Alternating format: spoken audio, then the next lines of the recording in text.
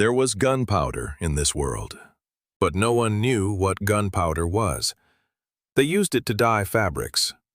300 years ago, some inventor made the first pistol and failed because the bullet flew crooked and the recoil broke his wrists. And now, a man who spent 12 years making firearms with his own hands falls into a stranger's body in the middle of the road. Daniel Hale opens his eyes and sees mud. Brown, greasy mud with clumps of grass and something red. He blinks. The red doesn't go away. Nearby lies a dead horse with a bloated belly and flies on its eyes. Next to it stands an old man in a linen cloak. An arrow with black feathers sticks out of his throat. Dan sits up. The world is spinning. The hands are not his own, calloused and broad, with a scar on the left wrist. And right before his eyes, a translucent window flashes into view. The engineer's system is online. Skill, ballistics, rank E. Dan spits out dirt and laughs hoarsely. If he had to end up here, at least it's the right profession. He searches the old man's body. Flint, a flint striker, 3 copper coins, a knife. Then he rummages through the scattered cargo of the cart. First sack, flour. Second, flour. At the third, he freezes. A coarse, black powder. He rubs a pinch between his fingers, sniffs. His heart beats once very hard. Saltpeter, sulfur, coal. A crude mixture of incorrect proportions. The locals use it to dye cloth. But Dan Hale has been making replica historical firearms for 12 years and knows black powder like a cook knows salt. He sits right down in the mud. He pours a pinch onto a flat stone. He strikes a spark. On the second strike, the powder flares up, a hissing sound, acidic smoke, the smell of sulfur. Hello, New World. My name is Trouble. Dan slings the sack over his shoulder and heads toward the smoke beyond the hill. Where there's smoke, there are people. An hour later, his legs feel like part of his body again. A young man, 25, wiry and light on his feet. Dan walks and counts. A stone road laid out straight means there's authority. An arrow in an old man's throat means there are bandits or war. Net with a profile means there's coinage. A knife made of decent iron means metallurgy isn't worse than the late Middle Ages. And gunpowder that no one uses as gunpowder. They hold power in their hands and don't understand what it is. To think about the fact that there was a truck, that there was a crash, that then there was darkness. You can't think about that. Engineers don't sit by the roadside. Engineers solve problems. The village opens up behind the hill. Wooden houses, thatched roofs, a stone fence to keep out livestock, the crooked spire of the church. 200 or 300 people. At the gate, a man with a pitchfork looks at the stranger like someone who stopped being surprised long ago but still doesn't like him. Welcome to Hollowbrook. Dan follows the sound of the hammer. The smithy is the only stone building besides the church. Corvin Molt, broad as a wardrobe with hands as thick as Dan's thigh, brings the hammer down on the red-hot bar with metronomic precision. Dan waits in the doorway. An engineer doesn't interrupt a master at work. Corvin turns around. His eyes are small, sharp, and angry. Dan says he's a metal worker looking for work in exchange for food and a roof over his head. Corvin replies that masters don't wander the roads with a bag of paint slung over their shoulders. Then he pokes the bellows. Pump. Dan pumps for 4 hours. His shoulders are burning, his back is breaking, but he keeps the rhythm, because the rhythm of the bellows is the rhythm of the machine. By evening, Corvin places a bowl of porridge and a piece of gray bread on the anvil. Eat. And he leaves. Dan falls asleep by the forge on a pile of rags. In the morning, a scream wakes him. The square is full of people. In the center is a post. Tied to the post is a young, sinewy man with the face of a hunter and claw scars on his forearms. Nearby stands a fat village elder with a chain around his neck and two assistants with whips. This is Cyrus Wynn, a hunter. He was hired to lead a caravan through the forest. Shrike wolves attacked. The caravan lost 2 horses and a load of silk. Now Cyrus is going to be flogged. 20 lashes. After 20 lashes, you don't get up from the ground. Cyrus stands straight and silent. His sister is in the crowd. Tall, dark hair in a bun, pale face, fists clenched. She isn't crying. She is memorizing the scene. Dan raises his hand. The crowd falls silent. He offers a deal. He will kill a shrike tomorrow morning. If he kills it, Cyrus is free. If he doesn't, whip them both. The village elder grimaces. What kind of idea is that? You can't kill a shrike. The hide on those beasts is so thick that arrows bounce off. 5 hunters chased one for 2 days and didn't even wound it, Dan says. I need 1 day and a flintlock pistol. Laughter in the crowd. Pistols are expensive toys for the rich here. Useless. The bullet flies crooked. The gunpowder burns unevenly. The recoil breaks your wrist. Any knight can strike 3 times with a sword while a gunner reloads. But Dan knows something no one else in this world knows. He knows why the pistol doesn't work, and he knows how to fix it. The village elder has a pistol, a family heirloom, brass, a green-stained barrel, a jammed mechanism, a worn flint. Dan takes it to the smithy. Corvin watches silently. Dan takes the pistol apart into 12 pieces. He examines each one. First, the flint. He files it at a sharp angle for maximum spark. The window flashes. The optimal angle of the chip is 37 degrees. Dan smirks.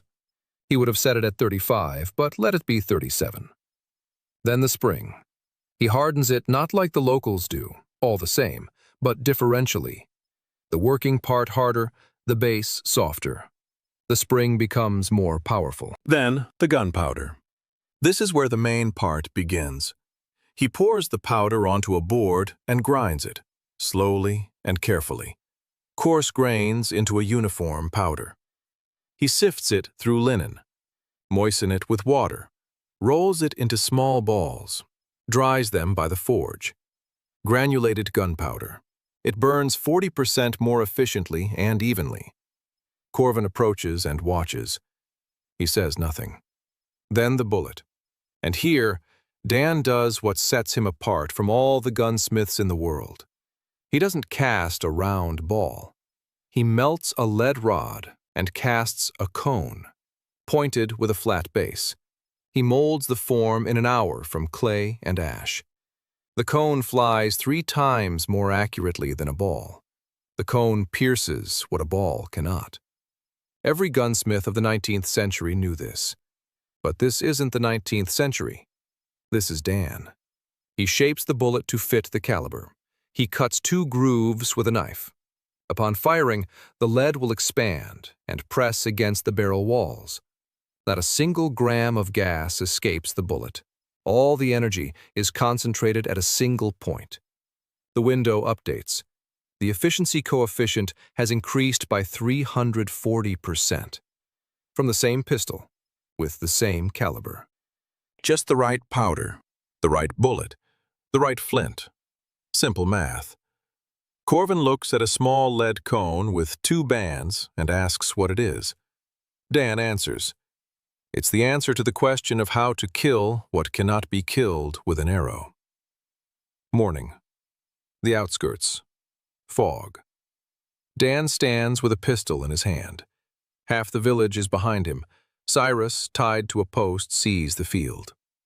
Shrike emerges from the fog an hour later. Dan hears him first. Heavy footsteps, the crack of branches, the smell of wet fur. A wolf the size of a horse. Its coat is dark gray, thick as armor. Bony growths run along its spine. Its eyes are yellow and vicious. 2 rows of teeth. The beast looks at the people and isn't afraid. Why be afraid? Arrows bounce off, swords slip. There's no magic in the village. Dan raises his pistol. 60 paces. A light breeze from the right. Minimal adjustment. He exhales halfway, holds his breath. Finger on the trigger. The hammer falls. The flint strikes the tinder. A spark. The primer ignites, and the world shatters. The roar tears through the morning silence like a clap of thunder. Birds take flight within a half-mile radius. The people behind him crouch. Shrike twitches. His head jerks back. 1 step. 2. And the beast crashes face first into the mud. The bullet entered right between the eyes, through bone, through brain, and exited the back of the head, taking a chunk of skull with it. 60 steps. 1 shot. Silence. Complete, absolute silence. Even the wind falls silent. The barrel smokes. The smell of gunpowder hangs in the air. That very one. Familiar. From the workshop in Colorado. From another life. Cyrus's sister Natalie looks at the dead Shrike, then at Dan. Corvin bends over the carcass, finds the bullet, melted, mangled, picks it up, and turns to Dan. The blacksmith's eyes are strange. No fear, no admiration. Understanding. He is a master. He sees another master, and he realizes that the world has just changed. Dan wipes the barrel with a rag. It's not magic, he says quietly. It's just arithmetic. The foreman orders Cyrus to be untied, not because he wants to, but because 200 people are watching and saying nothing. And that silence is louder than any scream. Cyrus Wynn sat on the ground by the post, rubbing his wrists. The ropes had scraped the skin raw. He wasn't looking at Dan. He was looking at the Shrike's carcass. Then he stood up. He walked over to the dead creature. He crouched down beside it. He touched the hole in the skull with his finger. His finger went all the way in. Cyrus pulled it out and looked at the blood. Then he turned to Dan and said one word. How? Dan didn't explain. Not now. He said he'd explain later if Cyrus showed him around and told him about the creatures in the forest. Cyrus nodded. That was the beginning. For the first 3 days in Hollow Brook, Dan worked for Corwin. He pumped the bellows, cleaned the scale, brought coal. Corwin didn't talk. He didn't ask questions. He just watched. On the 4th day, Dan asked his permission to work at the anvil in the evening after the blacksmith had finished. Corwin looked at him for a long time. Then he nodded. That evening, Dan took out the pistol and completely disassembled it in front of Corwin. He laid each part on the workbench and began to explain, not what it does, but how it's made. This spring here isn't tempered right. It's too hard. It'll break after 20 shots. It needs differential hardening. This barrel here, the bore is bored crooked. The bullet wobbles inside. You need a tolerance of 1/4 of a millimeter at most. Corwin listened. His face didn't change, but his eyes were getting narrower and narrower. When Dan finished, Corwin said one sentence. You're not a blacksmith. You're something else. Dan said he was an engineer. Corwin asked what an engineer was. Dan thought for a second and replied that an engineer is a blacksmith who calculates first and then forges. Corwin mulled that over. Then he asked why he needed his smithy. Dan told the truth, part of it. He wants to make a weapon that will allow any person to defend themselves. Not a mage, not a knight, anyone. A shepherd, a hunter, a girl. Corwin was silent for a long time. It was quiet in the smithy. The coals crackled. Then the blacksmith said he had a daughter. She was 17. A month ago, the Lord's men from the neighboring estate had come to collect taxes. One of the soldiers grabbed her by the arm on the street. Corwin came out with his hammer. The soldier backed off, but he said he'd be back, and that next time he'd bring a mage. Corvin didn't sleep for 3 nights after that, because a hammer is useless against a mage. He looked at the disassembled pistol on the workbench, then at Dan, and said 2 words. "Show me." From that evening on, they worked together. Dan showed Corvin things the blacksmith hadn't seen in 30 years at the anvil. How to measure the thickness of metal with a precision Corvin had thought impossible. How to harden steel layer by layer. How to file a groove as deep as a hair. Corvin cursed, a lot and loudly. His hands were used to rough work, horseshoes, knives, staples, a tolerance of a finger's width. But Dan demanded a tolerance of 1/2 a millimeter. For a blacksmith, it was like asking a carpenter to carve lace. But Corvin was a master, a true master. A week later, his hands began to obey him. 2 weeks later, he was already scolding himself for the crude mistakes he had considered normal just a week ago. Dan remembered the moment he realized that Corvin was with him, for real. It was the 10th day. Corvin was grinding the barrel blank, a long iron rod that was supposed to become the barrel of the first musket. The work was hard and tedious, drilling a bore into solid metal with a hand drill for hours. Corvin drilled from morning until noon. Then he stopped. He looked into the bore and cursed under his breath. It was crooked by 1/2 a millimeter. Dan walked. He looked. He nodded. He said they'd have to start over. Corvin clenched his fists. Dan could see the veins throbbing in his temples. 1/2 a day's work, and now all over again. Before, Corvin wouldn't have noticed that 1/2 a millimeter. Before, he didn't care. But Dan had infected him with the disease of precision. And now the blacksmith was furious at that 1/2 a millimeter as if it were a personal insult. He tossed aside the workpiece and picked up a new one, without a single word. That's when Dan realized. This man would be with him until the end. On the 5th day, Lyra appeared, Corvin's daughter. She came to the smithy every day, brought her father food, took away the bowls, quiet as a shadow. Burned hands, short-sighted eyes, hair tucked under a scarf. She always looked at the floor, always stood by the wall, always silent. Dan noticed something else. She was looking at the drawings. When he was sketching a barrel bore diagram or a lock cross-section with charcoal on the board, she watched and moved her lips, counting. He tested her. Left a drawing with a mistake on the workbench, a deliberately incorrect measurement. The proportions were off. Lyra came in with food, set down a bowl, looked at the drawing, froze, then quickly turned away and left. But Dan saw it. She had noticed the mistake. The blacksmith's 17-year-old daughter, whom no one in her life had ever taught to read or count, noticed a mistake in the drawing. The next day he approached her in the yard. She took a step back. Her eyes were frightened. A strange man standing nearby.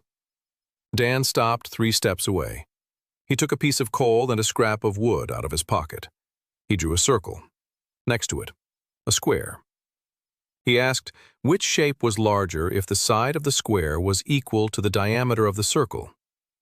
Lyra looked at him as if he were crazy, then at the board. Then she said, "The circle. Because it has no corners, which means there's more space inside." Wrong answer, but the line of reasoning was correct. Dan nodded. He sat down on a log. He explained. The area of a circle is pi times the square of the radius. The area of a square is the side squared. If the side of the square is equal to the diameter of the circle, then the square is larger. Lyra listened, without blinking, without interrupting. Her eyes were burning. When he finished, she asked what pi was. Dan smiled. For the first time in 10 days in this world, he said he'd tell her tomorrow, and the day after tomorrow, and every day, as long as she wanted to listen. Lyra looked at him. Then she lowered her eyes. Then she said quietly that she wanted to. Corvin watched from the smithy. He didn't say anything, but that evening he placed a double portion of porridge in front of Dan. Meanwhile, Dan worked with Cyrus. The hunter showed him the forest, told him about the creatures. Shrikes weren't the only problem. The forests were home to rot creatures, beings resembling humans but covered in fungal armor, slow but resilient. An arrow would kill them only if it struck the eye. There were bone hedgehogs, small, fast, and poisonous. And there were phantom deer that couldn't be killed because they were partially immaterial. A magical world. The creatures were spawned by wild magic. It seeped from the ground in places where ancient altars once stood. No one knew why. Aristocrats with combat magic could clear the territories. Villages without a mage paid a blood tax. People died every season. Dan listened and took notes. Not on paper. There was no paper. On birch bark with a knife. Every creature, size, speed, vulnerabilities, armor thickness, the distance at which they sense a human. He was building a table. The system window helped. Data on the shrike was entered automatically after the kill. Magical density of the hide, skull bone strength, body mass, running speed. Dan looked at these numbers and thought. The shrike died from a .20 caliber bullet fired from a poor quality barrel at a distance of 60 paces. If he made a proper barrel, rifled, with the right caliber, with good gunpowder, then the killing range would increase to 300 paces, 500, more. Any creature in this forest would die. Any knight in a magic shield would die. Because a magic shield is an energy barrier. It dissipates kinetic energy. An arrow carries little energy. A sword carries little energy. But a 30-gram bullet flying at 400 meters per second carries so much kinetic energy that the shield simply can't dissipate it fast enough. Its capacity runs out in a millisecond. Math, physics, arithmetic. Dan sat on a fallen tree in the forest next to Cyrus and looked at the pine trees. Cyrus asked what he was thinking about.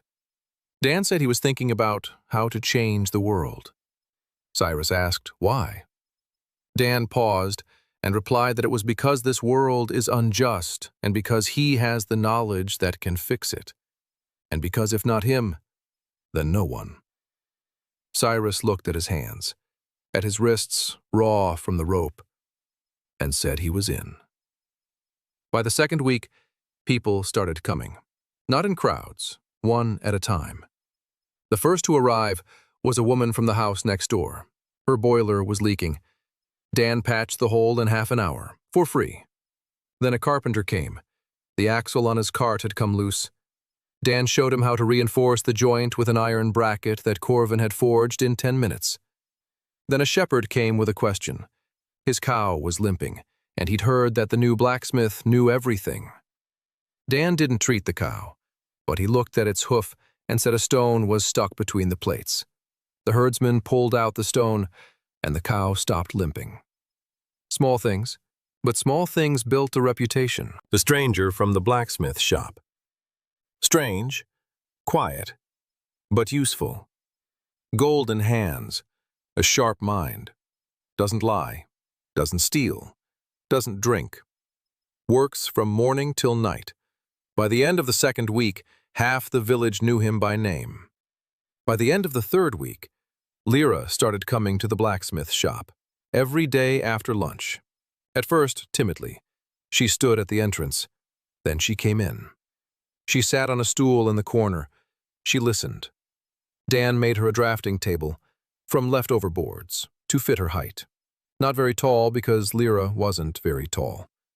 With a slanted top to make drawing easier, with a little drawer for charcoal and birch bark scraps.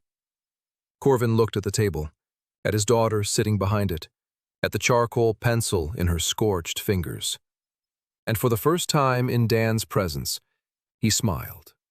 A crooked, heavy smile of a man who doesn't know how to smile, but wants to. Dan taught her every day: numbers, fractions, proportions, how to read a blueprint, what the lines, dimensions, and angles mean. Lyra picked it up quickly, faster than he expected. On the third day, she drew a cross-section of a pistol lock from memory, all by herself. A bit crooked, But correct. All the details were in place. Dan looked at the drawing and felt something he hadn't felt in a long time: hope. Because one person can't change the world, but two can get started. And the end of the second week brought something else. Cyrus came to the blacksmith shop in the evening. His sister was with him. Natalie Wynn, tall, dark hair, a direct, stern gaze. She stood in the doorway and said she wanted to shoot a thunderstick. Dan looked at her hands, strong, even hands like an archer's, at her eyes, calm and sharp. He asked if she knew how to shoot a bow. She replied that she had beaten all the men at the fall competitions 3 years in a row. Dan nodded. Good, but forget the bow. A thunderstick is different. She asked why. He said that a bow is about muscles and instinct. A gun is about math and discipline. She didn't turn away. She wasn't offended. She said she was ready to learn. Dan pulled a blank from under the workbench. A long iron tube strapped to a wooden stock with leather straps. The first prototype of a musket. Ugly, rough, but functional. He took it out beyond the village, set up a target 50 paces away. The wooden shield. He loaded the musket. He ordered. Gunpowder into the barrel. Bullet into the barrel. Pack it down with the ramrod. The primer on the primer pan. Flint in place. Press the stock against his shoulder. Left hand under the fore end. Right hand on the neck. Finger on the trigger. Breathe. Exhale. Hold. Fire. A roar, recoil. The shield 50 paces away split in two. Natalie stood beside me. My ears were ringing from the shot. My eyes were wide open, not from fear, from understanding. She held out her hand. Give it to me. Her first shot went 2 meters to the left, the second 1 meter. The third hit the edge of the shield, the fourth the center. On the fifth, she knocked a fist-sized chunk of wood off the top of a pole 70 paces away. Dan looked at her and understood. He had found his sniper. Dan formed an alliance with Corvin Molt and began teaching him precision metalworking for the manufacture of firearms. He discovered a talent for drafting and mathematics in the blacksmith's daughter, Lyra, and began her training. Natalie Wynn became the first marksman, demonstrating a natural aptitude for firearms. The first musket was ready 3 weeks after Dan's arrival. Ugly, heavy, with a crooked ash stock and a barrel that Corvin had recut 4 times. But it fired, and it fired accurately. At 100 paces, the bullet landed in a circle the size of a palm. For a hand-assembled flintlock smooth-bore musket, this was a result that no one in this world had ever achieved. Because no one knew about granular gunpowder and conical bullets. Dan gave the musket a number 1, and he carved a mark on the stock, a single vertical line. Then he started on the second one. But for the second one, he had to solve the gunpowder problem. The bag of paint was running out. The powder in it was coarse, and it took a lot for every shot. Dan needed his own production. Saltpeter, sulfur, charcoal. Charcoal was the easiest. Willow charcoal, light and fine. Dan had Cyrus burn willow branches in a sealed pit. No air access. Charcoal for gunpowder must be burned to a specific stage. Not too little, not too much. Cyrus got it right on the second try. Sulfur. More difficult. But Cyrus knew the hunting trails and hot springs 2 days' journey to the north. Where there are hot springs, there is sulfur. Yellow deposits on the rocks. Dan sent him there with a sack and instructions to collect rocks with a yellow coating. Cyrus was gone for 3 days. He returned with 2 sacks. The sulfur was dirty with impurities, but after washing and distillation, it was usable. Nitrate, the hardest part. In this world, nitrate wasn't mined industrially. They didn't know it as a component. But Dan knew where to find it. Manure piles, cattle yards, old stables. Anywhere organic matter rots for years in the soil, potassium nitrate. Saltpeter. He explained this to Corvin. The blacksmith looked at him as if he were mad. Dan wanted to make weapons out of manure. Dan said yes, exactly that, and that the great empires of his world were built on this principle. Corvin shook his head, but helped. They dug a pit behind the village. They loaded it with manure, ash, and straw, and flooded it with water. In 3 weeks, the liquid would settle. Then filtration, then evaporation, then crystals. White, needle-like crystals of potassium nitrate, saltpeter. While the saltpeter pit was maturing, Dan worked on the second and third muskets. Corvin forged the barrels. The blacksmith's hands grew more precise with each passing day. He made the second barrel in 3 days instead of 7. The third in 2. The tolerances narrowed, the quality improved. Lyra helped. She measured the dimensions and recorded the test results. Dan taught her how to make a table. Columns, rows, data. Barrel number, length, bore diameter, wall thickness, number of shots before cracks appeared. Lyra kept this table as seriously as if her life depended on it. And Dan knew that one day it would. In the 4th week, he ran into his first serious problem: steel. The local steel was soft and inconsistent. Corvin forged from what the merchants brought in. The quality varied. One barrel lasted 50 shots. Another cracked on the 20th. That was unacceptable. Dan sat by the forge one evening and thought. He needed crucible steel, or at least a consistent hardening and tempering process. He knew the theory: temperature regimes, holding times, cooling rates. But without a thermometer, it was all just theory. He made a thermometer, a crude one, made from a clay tube sealed at one end, with oil inside and a mark on the wall. Oil expands when heated. You can roughly determine the temperature by the level, accuracy plus or minus 50 degrees. For this world, it was a revolution. Corvin looked at the thermometer and shook his head. All his life, he had determined the temperature of metal by its color: cherry red, light red, orange, yellow, white. That was enough for horseshoes, but not for gun barrels. Now he had a scale, numbers, and his barrels stopped cracking. One evening, a woman approached the smithy. She was short, wearing a worn travel coat with a bag slung over her shoulder. The bag was heavy and jingled with glass. Her face was young but tired. Her eyes were black and quick. She said she was looking for a blacksmith. She needed a distillation tube, a copper one, with 3 bends. Corvin grumbled that he didn't work with copper. The woman turned to Dan. She looked at him, at the workbench behind him, at the disassembled musket lock, at the blueprints on the wall. And she said she was an apothecary from Whitmore, a town 2 days' journey to the south. Her name is Baek Yoon. She came here because she heard about a stranger who killed a shrike with thunder. Dan asked what she needed. She said she needed a job. In Whitmore, her shop had been shut down. The Guild of Physicians had filed a complaint. She doesn't have a license. Without a license, it's forbidden to sell medicines. They only give licenses to those who have a recommendation from a healing mage. They only give recommendations to those who have money for a bribe. The circle is complete. Dan asked what she could do. Baek Yoon set her bag on the workbench and opened it. Inside were vials, dozens of them, oils, tinctures, acids. Dan picked one up. He sniffed it.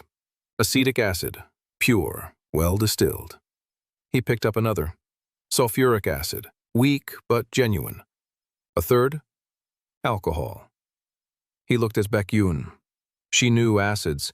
She knew how to distill. She was a chemist in a world that didn't know the word chemistry. Dan said he needed fulminate of mercury. Baek-yoon blinked, asked what it was. He explained. A compound of mercury and nitric acid, explodes on impact, used as a primer for caps. Baek-yoon listened. Then she said she had mercury, half a pound, and that she could make nitric acid from saltpeter and sulfuric acid, if he had saltpeter. Dan pointed to the manure pit. Baek-yoon looked at the pit, then at Dan. Then she said he was crazy. Then she said she was staying. She settled into an abandoned house across the street from the blacksmith shop. In 3 days, she turned it into a laboratory. Shelves with test tubes, a distillation apparatus made from a copper kettle and clay tubes, scales made from a stick and 2 bowls. Rough, but it worked. Dan gave her a task. First, purify the sulfur to the highest degree of purity. Second, set up the apparatus for producing nitric acid. Third, when the saltpeter is ready, begin experiments with mercuric nitrate. Baek-yoon listened, nodded, and took notes. She wrote. This surprised Dan. A literate woman in a world where most peasants were illiterate? She explained. Her mother was a healer, an herbalist. She knew hundreds of recipes. She wrote everything down. She taught her daughter. And then her mother was executed for illegally treating an aristocrat. The aristocrat was dying of a fever. Baek-yoon's mother came with a decoction. The decoction helped. The aristocrat survived. But his family filed a complaint. A commoner had treated a nobleman without a license, without a mage's permission. That was a crime. Her mother was hanged in Whitemore Square. Baek-yoon was 13. She stood in the crowd and watched.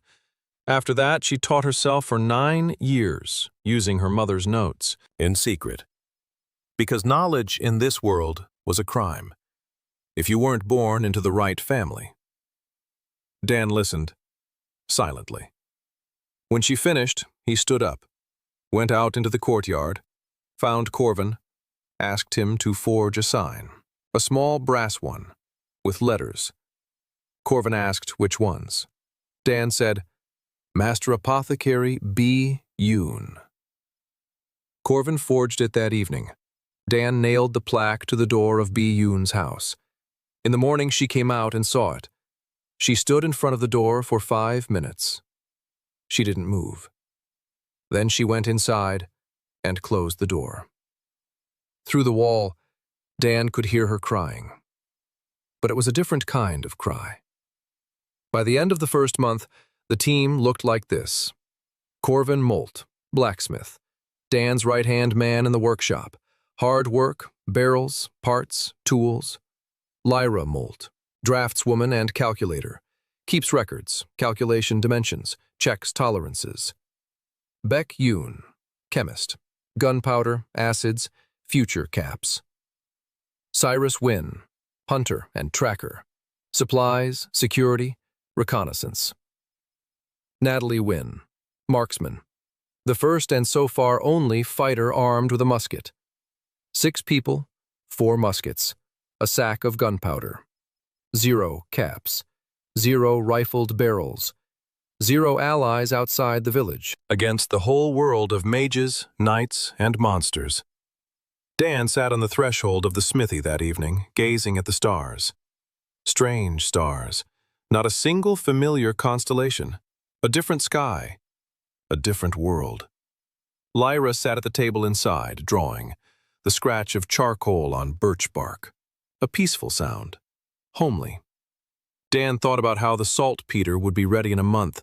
In 2 months, they would have their own gunpowder.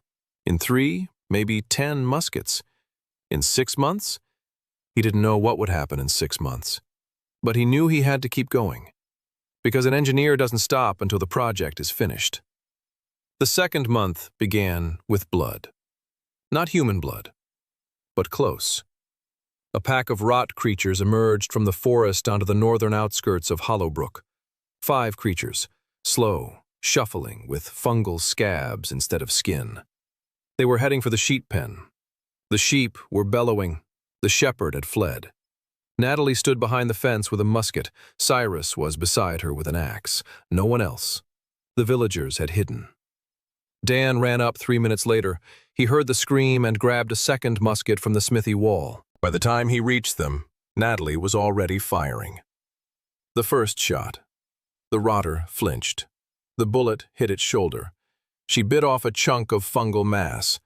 The creature staggered but didn't fall. Natalie was reloading. Her hands were quick and steady. Gunpowder, bullet, ramrod, wadding. 20 seconds. 20 seconds during which 4 rot creatures continued to advance toward the fence. Dan shot the second one, hit it in the chest. The creature fell, got up, kept coming. The fungal armor cushioned the blow. The bullet got stuck deep inside. Dan realized the problem instantly.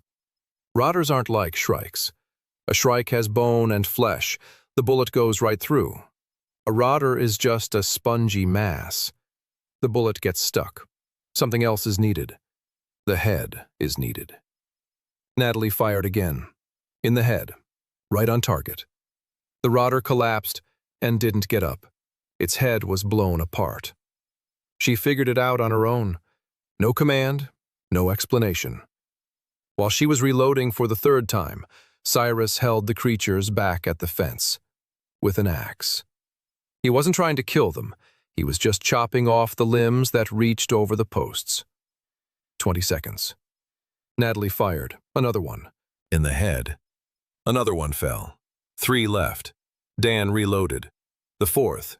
In the head. The creature crashed into the mud. Natalie finished off the 5th, just as the last rotter broke through the fence.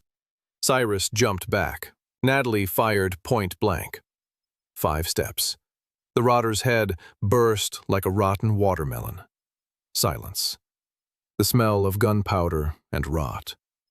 The sheep were screaming in the pen. Natalie stood with her musket lowered to the ground. Her hands didn't tremble. Dan looked at her and said she needed a second barrel. She looked at him and replied that she needed 10. This skirmish changed the balance of power in the village. People had seen it. 2 people with thunder sticks had stopped 5 creatures in 3 minutes. No mage, no knight, no prayer. The village elder came to Dan that evening. He didn't order, he asked. Could he make more clubs? For the militia. Dan said he could, but he needed resources, iron, coal, wood for the forges, and people, 3 or 4 assistants for the smithy. The village elder agreed, not out of respect, but out of fear. The rotten ones returned every season, and every season someone died. For the next 3 weeks, Dan worked 16 hours a day. 4 village lads stood by the anvil next to Corvin. They weren't craftsmen. They were laborers. Hit it here. Hold it like this. Pass that over. An assembly line. Primitive, crude, but it worked. Corvin forged the barrels. The lads shaped the blanks with files. Dan assembled the locks. Lyra counted and checked. Beck-Yoon cooked the gunpowder. The first batch of her own gunpowder was ready in the 6th week. Nitrate from the manure pit. Purified, recrystallized. Sulfur, washed and calcined. Willow charcoal, burned to the right stage. Proportions. 75 parts saltpeter, 10 parts sulfur, 15 parts charcoal. Standard. Classic. Beck-Yoon mixed the components by weight on her makeshift stick scales. Moistened them, rubbed them through a sieve, dried them. Granules. Small and uniform. Dan loaded the musket with the new gunpowder. He fired at a target 100 paces away. The bullet hit dead center. The sound of the shot was different, sharper, more vicious. The gunpowder burned cleaner and more completely. The system window updated. Gunpowder quality, satisfactory. Recommendation, increase grinding time to improve uniformity. Dan showed the update to Beck-Yoon. She looked at the window, invisible to her, and said she'd take his word for it. Then she asked if she could have one of those, too. Dan said that, unfortunately, no. She shrugged and went to brew the next batch. By the end of the second month, they had 7 muskets, rough, heavy flintlocks, but functional. Each one sighted in, each one tested for 50 shots without a misfire. Natalie trained the shooters, 4 village men who had volunteered. They fired every day, 10 shots each. Gunpowder was expensive, and every shot counted. But Natalie was a good instructor, tough and patient at the same time. She didn't yell, she demonstrated, and demonstrated, and demonstrated again, until their hands remembered on their own. Dan watched the training and timed it. Reload time, 25 seconds for Natalie. 30 to 35 for the rest. Accuracy at 100 paces. Natalie hit a target the size of a head 9 times out of 10. The other 5, 6 out of 10. It wasn't enough, but it was only the second month. In the 9th week, trouble came.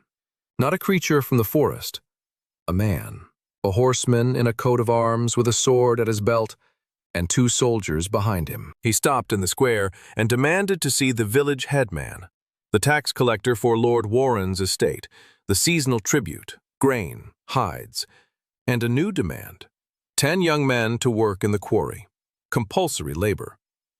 The village headman turned pale. 10 men was a quarter of the village's workforce. Without them, the fields couldn't be planted. Without fields, there would be famine and winter. Dan stood in the doorway of the smithy and listened. Natalie stood beside him, a musket behind his back under his cloak. The tax collector noticed Dan, a new face. He rode up, looked him up and down, asked who he was. Dan said he was a blacksmith. He worked in the smithy. The tax collector looked around the smithy. He saw barrels on the wall, asked what they were. Dan said they were pipes for the gutters. The collector didn't believe him, but didn't argue either. He said the village had to provide 10 men by next week, or Lord Warren would send soldiers. The collector left. The village elder came to Dan. His face was gray. His voice trembled. He asked if Dan could do anything. Dan asked how many soldiers Lord Warren had. The village elder said about 40, and 2 mages. Low-ranking mages, but mages nonetheless. Fireballs. Shields. That would be enough to burn the village to the ground. Dan thought about it all night. 7 muskets against 40 soldiers and 2 mages. The numbers didn't add up. Not in open combat. But Dan was an engineer, not a general. He wasn't going to engage in battle. He was going to make sure there wasn't a battle. The next day, he asked Cyrus to scout the road from the estate to the village. Every turn, every bridge, every bottleneck. Cyrus left for 2 days. He returned with a map, drawn on birch bark, clumsy but detailed. Dan studied the map. He found what he was looking for. A bridge over a stream 3 miles from the village. Narrow, wooden, 1 horse at a time. Dan asked Corvin to forge him 12 iron spikes, long and thin. He asked Baek Yun to set aside a pound of gunpowder. He asked Lyra to calculate the length of the fuse for a 30-second delay. Lyra calculated it. She measured the burning rate of an oiled twine. She divided it. She got the length. 17 inches. Dan made 4 charges. Gunpowder in leather pouches lined with iron spikes. A fuse. Primitive, but enough for a wooden bridge. Not a mine. Just a charge. Controlled. He and Cyrus set the charges under the bridge themselves that night. 2 under the deck, 2 on the supports. He connected the fuses, led the end out into the bushes on the bank. Then he went back and waited. Lord Warren hadn't sent 40 soldiers. 20. Apparently he didn't consider the village a serious problem. 20 mounted soldiers and 1 mage. They were marching down the road in a column, confident, arrogant, as always. They approached the bridge. The first 3 rode across. Dan waited on the bank in the bushes. Cyrus was nearby. When the main group reached the bridge, Dan lit the fuse. 30 seconds. 29. 28. He counted aloud. Cyrus watched him with wide eyes. On the count of 3, they both pressed themselves flat against the ground. The explosion was deafening. 4 charges went off almost simultaneously. The bridge was blown to smithereens. The horses reared up, soldiers fell into the water. 3 on this side, the rest on the other. The mage remained on the other side. A stream lay between them, shallow but with steep banks. Crossing would take at least half an hour. The 3 soldiers on this side were left alone. Without the mage. Without backup. Natalie emerged from the bushes with a musket and 2 more riflemen. Natalie told them to drop their weapons. Her voice was steady. The musket was aimed at the first soldier's chest. The soldiers looked at the tube in her hands. They didn't understand what it was, but they saw her eyes and dropped their swords. Dan stepped out of the bushes. He approached the soldiers. He said they needed to deliver a message to Lord Warren. Hollow Brook would pay the tax in grain, as always. But she wouldn't give up any people, not now, nor ever. A soldier asked, what if the Lord sent all 40? Dan looked at the bridge's ruins, at the soldiers, wet and unarmed on the other side of the river, at the mage who stood there trying to figure out what had happened. And he said that in that case, he'd have to blow up something bigger than the bridge. The soldiers left, wet, angry, and frightened. They didn't know what had happened. They didn't understand. In their world, bridges didn't get blown up. Gunpowder was dye for fabrics. An explosion was the voice of God, or magic. And here stood a dirty man in a work smock and his silent girl with an iron pipe, and the bridge lay in the stream. Dan returned to the village. The people stood at the gate, silent. They heard the explosion, saw the smoke, saw the archers return, without a single scratch. The village elder approached, asked what now. Dan said that now they needed to build a new bridge, quickly, because merchants use that path, and without a bridge, the village itself would suffer, and that they needed to prepare, because Lord Warren wouldn't forget. He would go to House Corvain. He would complain. He would say there was a rebellion in the village, and then it wouldn't be 20 soldiers who came. Knights will come, with high-ranking mages, with shields that can withstand a battering ram. And by that point, Dan needs to have not 7 muskets but 30, with rifled barrels, with bullets that pierce a magical shield. Because if not, it'll all be over. The village, the workshop, Lyra at the drafting table, Beck-Yoon with her test tubes, Natalie with her nerves of steel, everything. He looked at Corvin. The blacksmith stood by the forge, hammer in hand, a stony face. Corvin nodded and turned to the anvil. The sound of the hammer echoed through the village, a steady, heavy, and confident, like a pulse. 3 months after their arrival, the workshop operated every day from dawn until dusk. Corvin forged. The lads worked the metal. Lyra kept track of the numbers. Beck-Yoon brewed gunpowder and distilled acids. Natalie trained the marksmen. Dan assembled, checked, tested. He took apart what didn't work and put it back together. The 10th musket was ready in the 12th week, the 11th in the 13th, the 12th and 13th together in the 14th. The pace was picking up. Corvin's hands had become more precise than any blacksmith's in this part of the world. He no longer complained about tolerances. He demanded them himself. When one of the guys brought a barrel blank with a deviation of a millimeter, Corvin silently took it and threw it into the yard. The guy picked it up and remade it, no questions asked. The discipline of precision. Dan saw how it took root in people like a seed in the soil. Slowly, but unstoppably. In the 14th week, Dan began work on the rifling. That was the next step. A smooth-bore barrel provided accuracy at 100 to 150 paces. Good against creatures, good against soldiers without shields. But a magic shield is another matter. A shield dissipates kinetic energy. The faster the bullet, the more energy it has. The more energy, the faster the shield will exhaust its resources. A rifled barrel spins the bullet. A spinning bullet flies straighter and farther. It doesn't lose speed as quickly. At 200 paces, a rifled bullet carries 30% more energy than a smoothbore one. At 300, 50%.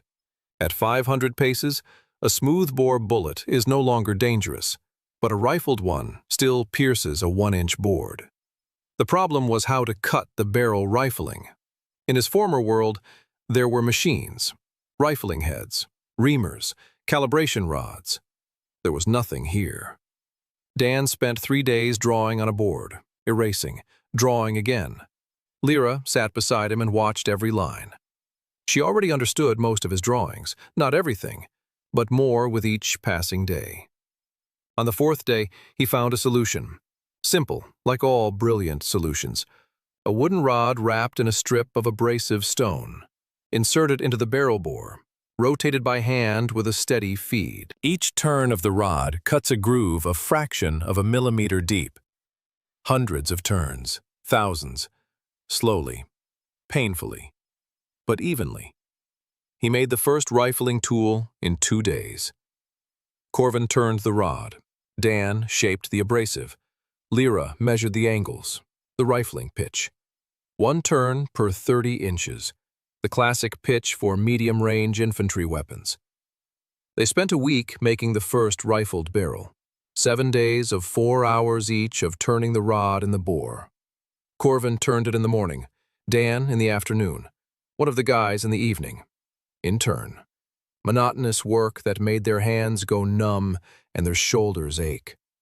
But when Dan pulled the rod out and looked into the bore against the light, he saw 4 even spiral grooves running from the breech to the muzzle. And the system window flashed. Ballistics skill, rank D. Progress 8%. Rifled barrel registered. Estimated effective range 400 paces. 400 paces. 4 times that of a smoothbore musket. Dan had assembled his first rifled rifle. Walnut stock. Stock made to Natalie's measurements. Barrel length 32 inches, 15 gauge. Improved flintlock. Weight 11 pounds.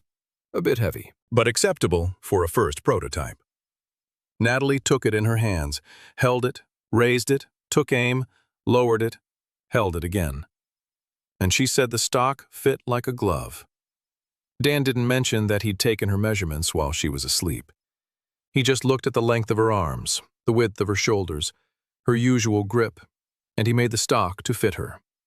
It wasn't romance, it was engineering. A weapon that isn't tailored to the shooter is useless at long range. The difference between a hit and a miss at 400 paces can depend on how the stock rests against the shoulder. The first test shot from the rifled rifle was an event. Dan set up a target 300 paces away, a wooden shield. Natalie lay down on the ground, braced herself with her elbows, took aim. Dan stood next to the scope, a spotting scope, a crude one, 2 lenses in a copper frame. The lenses had been cut by Beck hewn from pieces of rock crystal. They were a bit cloudy, but at 300 paces the target was already visible. Natalie fired. The bullet hit the center of the shield. 300 paces, right in the center, on the first shot. Natalie raised her head. She looked at Dan. Her eyes were burning, not with joy, with something deeper, with understanding.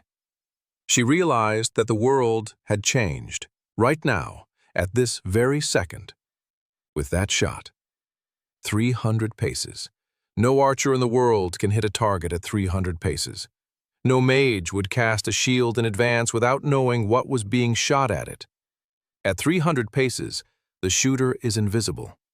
At 300 paces, the shooter is a ghost, a god. Death. Natalie laid the rifle down on the grass. She stood up, brushed the dirt off her knees, looked at Dan, and said thank you. Not for the rifle, for seeing the marksman in her, when everyone else saw only a proud girl whom no one would marry. Dan nodded. He didn't know what to say. Words weren't his strong suit. Weapons were. 2 days after testing the rifle, what Dan had been waiting for and fearing happened. A rider appeared on the road to the village, alone. No coats of arms, no soldiers. A fine horse, a traveling cloak. Under the cloak, a sword in an expensive scabbard. The man dismounted at the gate. He removed his hood. A noble face with fine features, dark hair, gray eyes. The gaze of a man accustomed to the world obeying him. He called himself Toran, an envoy of House Corvain. He said he wanted to speak with the master who makes thunderstaffs. Dan went out to meet him, in his work apron, with oil on his hands. Toran looked down on him. Not physically, they were the same height, but Toran looked at him the way an aristocrat looks at furniture, appraisingly, with mild interest, without respect. Toran said that House Corvain knew about the events in Hollowbrook, about the Shrake, about the bridge, about the thundersticks. The house was interested. The house was offering a deal. Dan would hand over the gunpowder formula and the weapon blueprints. In return, he would receive the title of Baron, land, 100 gold pieces, and the house's protection against all enemies. Dan listened. His face was impassive, his hands were still. Inside, everything was tightening. Here it was, what he had been waiting for. They had come for the technology. He asked what would happen if he refused. Toran smiled, politely, and said that refusal was not an option. House Corvain does not ask. House Corvain offers. Once. Dan looked at him, at his sword, at his hands. The hands of a mage. Dan could tell by the rings. 3 rings with stones. Catalysts. Toran wasn't just an envoy. He was a battle mage, a quiet threat wrapped in politeness. Dan said he needed time to think. 2 days. Toran nodded. He said he'd wait in the village, and that he hoped for a sensible decision, because senseless decisions don't last long in this world. He walked toward the inn. Dan stood in the square. He watched his back.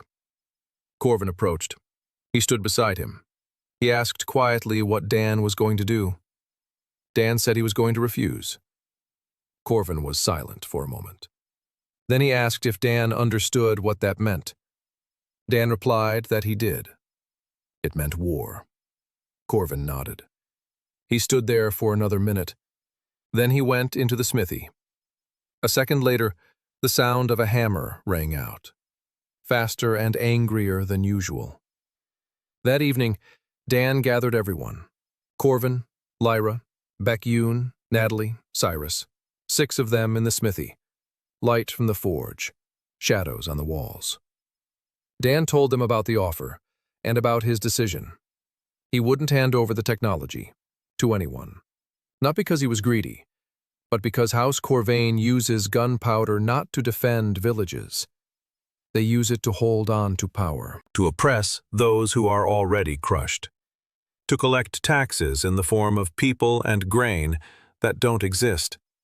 If he gave them gunpowder and guns, nothing would change. It would just add firearms to the magic. And the world would become even worse. He fell silent. He looked at them. He waited. Corvin sat motionless. Lyra stared at the table. Beck-Yoon twirled a vial in her hands. Natalie stood by the wall with her arms crossed. Cyrus was crouching by the door. Natalie was the first to speak. She said that war is war. She'd been waiting a long time for a reason to shoot at people who take other people's children to the quarries. Cyrus nodded, without a word. Beck-Yoon said that if they lost, they'd hang her just like her mother. But if they didn't fight, they'd hang her later. The difference wasn't much, and at least this was a good reason. Corvin looked at his daughter. Lyra looked up from the table. She looked at her father, then at Dan, and said she had finished calculating the powder charges for the rifled barrel, and that if Dan wanted, she could start calculating the charges for the cannon. Dan felt a lump in his throat. He nodded. He said he wanted to. The next morning, Toran came for an answer. Dan met him in the square, alone, unarmed, without an apron, in a clean shirt. He said he was refusing. Toran was silent for 3 seconds. Then he asked if he understood the consequences. Dan replied that he did. Toran nodded. He adjusted his gloves and said he would pass on the answer, and that the Lord Regent would be disappointed, and that the Lord Regent's disappointment usually took the form of 300 mounted knights. Dan replied that he would wait. Toran mounted his horse. He looked at the village, at the wooden houses, at the thatched roofs, at the muddy square, at the smithy from which smoke was rising, and he said quietly, almost to himself, that it was a pity. It could have been easier. Then he rode off. Dan stood in the square until the rider had disappeared over the hill. Then he turned and walked to the smithy. He had maybe 6 months, maybe less. In that time, he had to make 30 muskets, 10 rifled rifles, 4 cannons, train the riflemen, fortify the village, find allies, or die. He picked up a hammer and sat down at the workbench. Lyra was already sitting at the drafting table, charcoal on birch bark, calculating charges for a 3-inch cannon. Dan looked at her. 17 years old, sunburned hands, nearsighted eyes behind lenses that Beck Yoon had ground for her from rock crystal. Quiet, stubborn, indispensable. She looked up, felt his gaze. She asked if something was wrong with the calculations. He said no, everything was fine, and he went back to work. The sound of a hammer on metal, the scrape of coal on birch bark, the crackle of the forge, the hiss of quenching, the sounds of the workshop, the sounds of home, which he intended to defend. Dan created the first rifled barrel and assembled a sniper rifle for Natalie, which proved effective at 300 paces. The envoy of House Corvain offered Dan a title and gold in exchange for the secret of gunpowder and the blueprints. Dan refused, and now awaits a military response from the Empire, with 6 months to prepare for the defense. Dan started with the fortifications. The waist-high stone fence that surrounded the village was only good against goats. It was useless against cavalry. Against mages, even more so.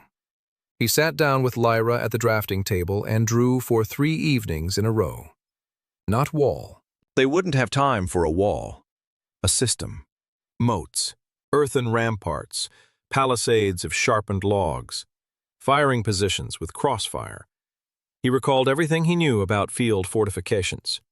The redoubts of the Civil War, the trenches of Crimea, the Fleche of Borodino.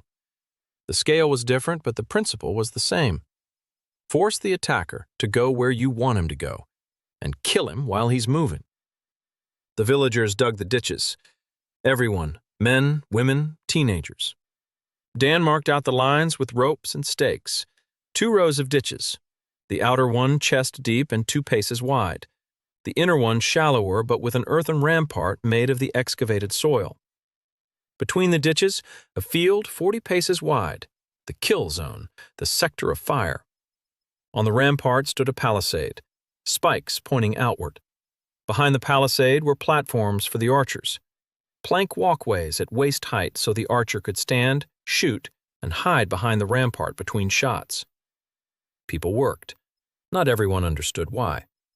But everyone saw Corvin and Natalie's faces, serious, stone-faced, and they dug. In 3 weeks, the perimeter was ready. Not completely. The southern side remained open. Dan didn't close the ring. He left a passage, on purpose. If the enemy sees an open passage, they go there, and 4 cannons await them in the passage. Cannons. Dan built them alongside the fortifications, not real cannons, not cast bronze guns with carriages and wheels. There was neither time nor materials for that. He kept it simple.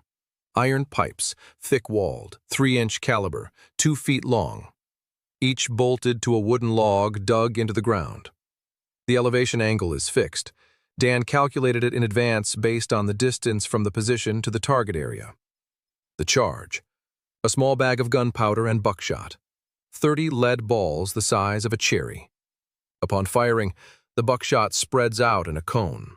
At 40 paces, it covers an area 10 paces wide. 30 balls, 10 paces. Anyone standing in that sector takes 2 to 5 hits. Lyra calculated the spread of the buckshot. She drew a diagram, the cone of fire, the dead zone, the overlap between adjacent guns. Dan looked at her drawing and, for the first time in his life, saw work he couldn't have done better himself. It was more precise, neater. The lines were straight, the measurements were accurate. A 17-year-old girl who hadn't known what pi was. He told her about it. She blushed and said it was just geometry. He replied that geometry is never simple. Baek-yoon worked on the gunpowder day and night. The saltpeter pits yielded crystals, slowly but steadily. 3 pits producing 5 pounds of saltpeter a week, 15 pounds. Of that, 10 pounds of finished gunpowder. Not enough. For 30 muskets and 4 cannons, they needed at least 200 pounds of supply. Dan sat down to calculate. At the current rate, 4 months. He didn't have 4 months. He ordered 6 more pits to be dug. Cyrus arranged for manure to be delivered from nearby farms. The peasants laughed at first. Then they stopped. When a man pays for manure with copper, it means the manure is worth something. Between working on the fortifications and the muskets, Dan thought about the future, not the coming months, the years. He needed to transition from flintlocks to percussion caps.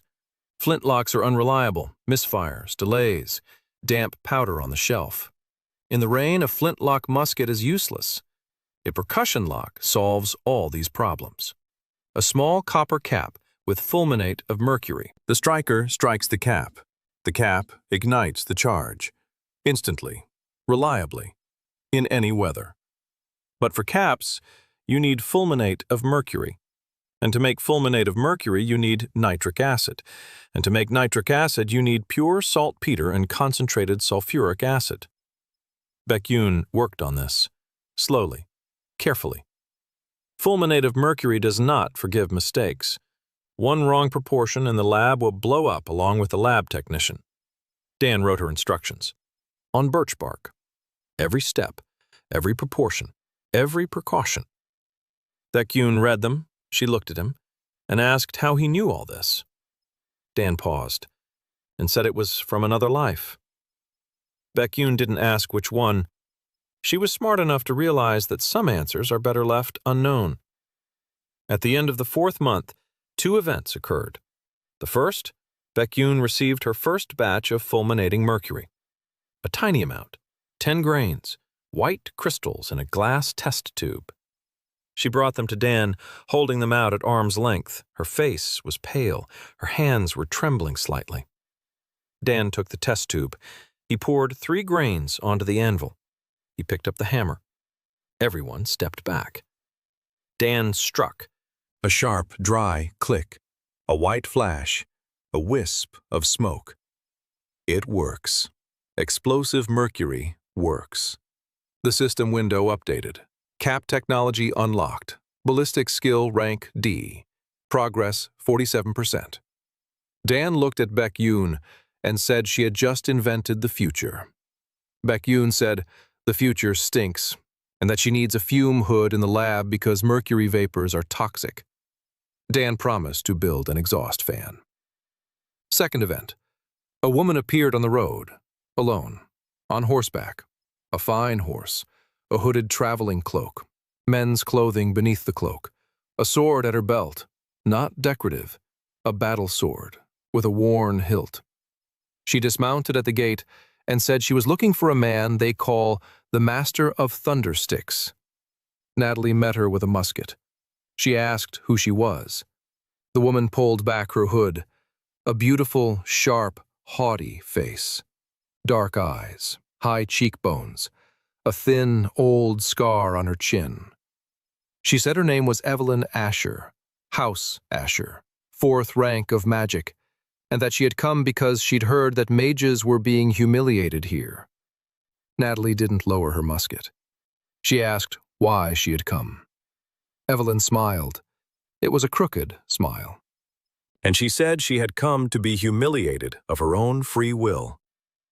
Dan stepped out into the square. He looked at her hands, at the rings, 2 of them, with stones, catalysts. A 4th-rank mage is a rarity for a woman. For a runaway aristocrat, it's a death sentence. He asked who she was running from. Evelyn replied, her family. They wanted to marry her off to her cousin, a 60-year-old man, to keep the bloodline pure. She chose to leave with a sword and a horse, with no money and no future. Dan asked what she could do. She said she could cast a 3rd-level shield and strike with a fire whip 20 paces away, and fence, and ride a horse, and read in 4 languages, and that none of these skills helped her buy food in the last town because there was a bounty on her head. Dan said she needed to eat, and that they'd talk afterward. Evelyn ate, greedily, quickly, like someone who hadn't eaten a hot meal in a long time. Then they sat in the smithy and talked. Dan explained what he was doing. Not everything, just part of it. Weapons that don't require magic. Weapons that make any person equal to a mage. Evelyn listened. Her face was expressionless. Then she asked why he needed a mage if he was making weapons against mages. Dan said he didn't need a mage. He needed someone who understood how a magical shield worked. Its strengths, weaknesses, frequencies, resonances, overload thresholds. Because to pierce a shield, you need to know the shield. Evelyn was silent for a long time. Then she said that a 4th-level shield dissipates up to 300 conventional units of kinetic energy per second. It refreshes every 1.5 seconds. The weak spot is to the right of center because a right-handed mage forms the shield with an emphasis on the left side. Dan listened and calculated in his head. 300 units. His rifled bullet carried about 200 at 200 paces. 1 bullet won't penetrate it, but 2 in a second and a half? That's already close to the limit. 3 bullets in 2 seconds. The shield will collapse. 3 shooters against 1 mage. A volley. 1.5 seconds. No reloading needed. 3 barrels, 3 bullets. 1 dead mage. Simple math. He told Evelyn she was staying. Evelyn raised an eyebrow and asked what if she didn't want to. Dan said she wouldn't have come here if she didn't want to. Evelyn looked at him, then at the forge, at the blueprints on the wall, at Lyra at the table, at the muskets lined up on the rack, at Corvin by the bellows, and said, okay. She'd try. But if he tried to marry her off, she'd burn his beard. Dan ran his hand over his chin. He didn't have a beard. He said that made things easier. Evelyn didn't laugh, but the corner of her mouth twitched. The 5th month. Evelyn turned out to be more complicated than Dan had expected. She wasn't a grateful runaway. She was an aristocrat to the core, sarcastic, cold, with a habit of looking down on people even when she was sitting. The first week, she walked around the workshop and commented on everything. The smithy is dirty. The muskets were ugly. The gunpowder stank. Lyra was too quiet. Natalie was too loud. Beck-Yoon was too cheerful. Natalie almost hit her on the 3rd day. Lyra simply stopped talking in her presence. Beck-Yoon smiled and slipped a laxative into her tea. Dan noticed this and asked Beck-Yoon to stop. Beck-Yoon said she'd stop when the aristocrat stopped calling her lab a chicken coop. Dan solved the problem differently. He gave Evelyn a task, a specific one, a measurable one. He asked her to conduct a series of tests on the magic shield, to set up the shield and record what happens when a bullet hits it. Dispersion energy, recovery time, weakness zones. Evelyn refused at first. She said she was a battle mage, not a lab rat. Dan said he didn't need a lab rat. He needed a scientist. A mouse can't record data. Evelyn looked at him for a long time. Then she said his compliments were disgusting. But she went to the testing ground. The tests took 3 days. Evelyn set up the shield. Natalie fired. Dan measured. Lyra recorded. The results confirmed the theory. A 4th-level shield can withstand 1 rifled bullet. The second one breaks through 70% of it in a second and a half. The third one kills the mage. A third-level shield can't withstand even a single rifled bullet at a distance of up to 150 paces. Complete penetration. A third-level mage would die from the first hit before realizing what had happened. Evelyn stood behind the shattered shield and looked at the hole in the wooden mannequin behind her. The bullet had passed through the shield and penetrated the wood 2 inches deep. If the dummy were a person.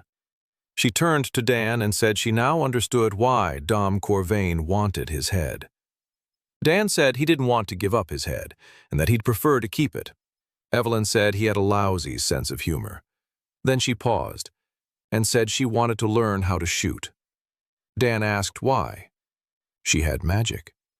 She replied that magic requires catalysts. Stones cost a fortune. She had 2 rings left. When the stones run out, the magic will end. But a gun requires only gunpowder and bullets, and hands. Dan nodded. That very evening, he began making her a pistol. Not a musket, a pistol. A double-barreled one, lightweight, fitting her hand. She's a fencer, used to the balance of a rapier. A long grip, a slim grip, a soft, sensitive trigger. 2 barrels stacked vertically, one above the other. 2 shots without reloading. On her belt, next to her sword. He took her measurements while she was training with Natalie. Finger length, palm width, her usual grip angle. She didn't notice. The pistol was ready in a week. Small, elegant, deadly. Dan engraved a rose on the sides of the grip. The coat of arms of the House of Usher. He handed it to her that morning, without ceremony. He simply placed it on the table where she was having breakfast and said it was for her. Evelyn picked up the pistol. She turned it over in her hands, aimed at the wall, lowered it, looked at the engraving. A rose, her rose, on a weapon made by a commoner in a village smithy. She was silent for about 20 seconds. Then she said she didn't need to be a mage to be terrifying. Dan replied that that was exactly what he'd meant to say. In the 6th month, Mira Solveig arrived. Quietly, like snow falling, without announcements, without fanfare. A woman from the north, tall, short-cropped light hair, scars on her arms and neck, eyes like a winter lake, gray, transparent, empty. 2 swords on her back, light chainmail under her cloak. She came to Dan and said she'd been hired to guard him. Dan asked who had hired her. Mira said it was the merchant Milan, the one whose caravan Cyrus had lost. Milan decided that the man with the thunder rods was a sound investment, and that he needed to be protected. Dan asked what would happen when Milan's money ran out. Mira said that then she would leave, if she wanted to. She didn't smile. She didn't frown. Her face was like a mask. Dan had seen people like that, mercenaries, soldiers of fortune, people who sell the only thing they have, the ability to kill, and whom no one ever bought in their entirety, only their hands, only their blade, never the person. Mira stayed. She didn't talk. She didn't joke. She didn't complain. She slept by the smithy door. She ate what she was given. During the day, she walked the perimeter, checked the moats, the palisades, the firing positions. At night, she sat on the roof and stared into the darkness. Natalie treated her with caution. 2 predators in the same territory. Evelyn ignored her. Beck-Yoon tried to chat and was met with silence. Lyra was afraid. Dan didn't touch Mira. He just worked beside her. She watched. On the 3rd day, she asked how the musket worked. Dan explained, briefly, without going into detail. Mira listened. Then she said that back home, shamans knew how to block magic, to create dead zones where spells didn't work. Dan froze. He looked at her. He asked how. Mira said she didn't know exactly. Shamans don't share their knowledge, but she grew up among them. She saw how mage knights entered the dead zone and became ordinary people. Shields faded, spells crumbled. Only the sword remained. And then the one who wielded the blade better, not blood, would win. Dan thought about this all night. Dead zones, anti-magic. If the shamans from the East can block magic, then firearms become the ultimate weapon. In a dead zone, a mage is just a man in a silk cloak, and a man with a gun is death. He wrote this thought on birch bark and hid it. Some thoughts are better kept to oneself. By the end of the 6th month, Hollow Brook had changed. The population had grown to 500. People came from the surrounding villages. Rumors spread faster than the wind. The village that drove away the soldiers. The village where creatures are killed by thunder. The village where a stranger makes sticks that shoot fire. Families came, single men, artisans, one leather worker, 2 carpenters, an old potter with his grandson. Dan welcomed everyone. Everyone was given a job. Everyone was given a task. The tanners sewed belts and holsters. The carpenters built barracks and warehouses. The potter made crucibles for smelting. The village turned into a settlement. The settlement turned into a factory. There were already 22 muskets, 4 rifled barrels, 12 trained marksmen, a supply of 120 pounds of gunpowder. Not much, but more than a month ago. Dan stood on the roof of the smithy that evening and looked out over the settlement.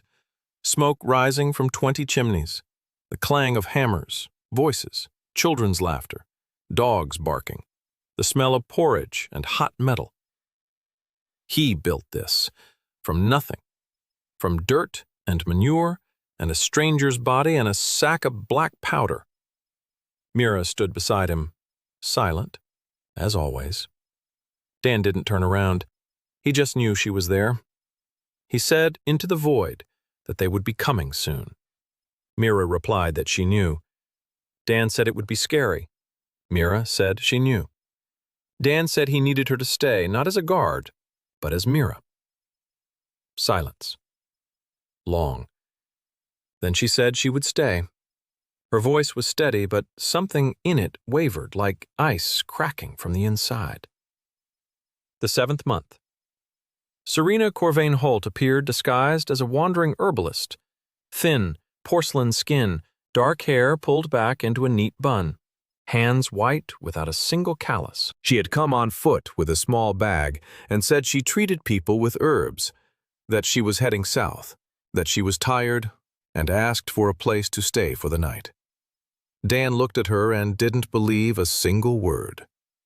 Hands. Hands tell you everything about a person.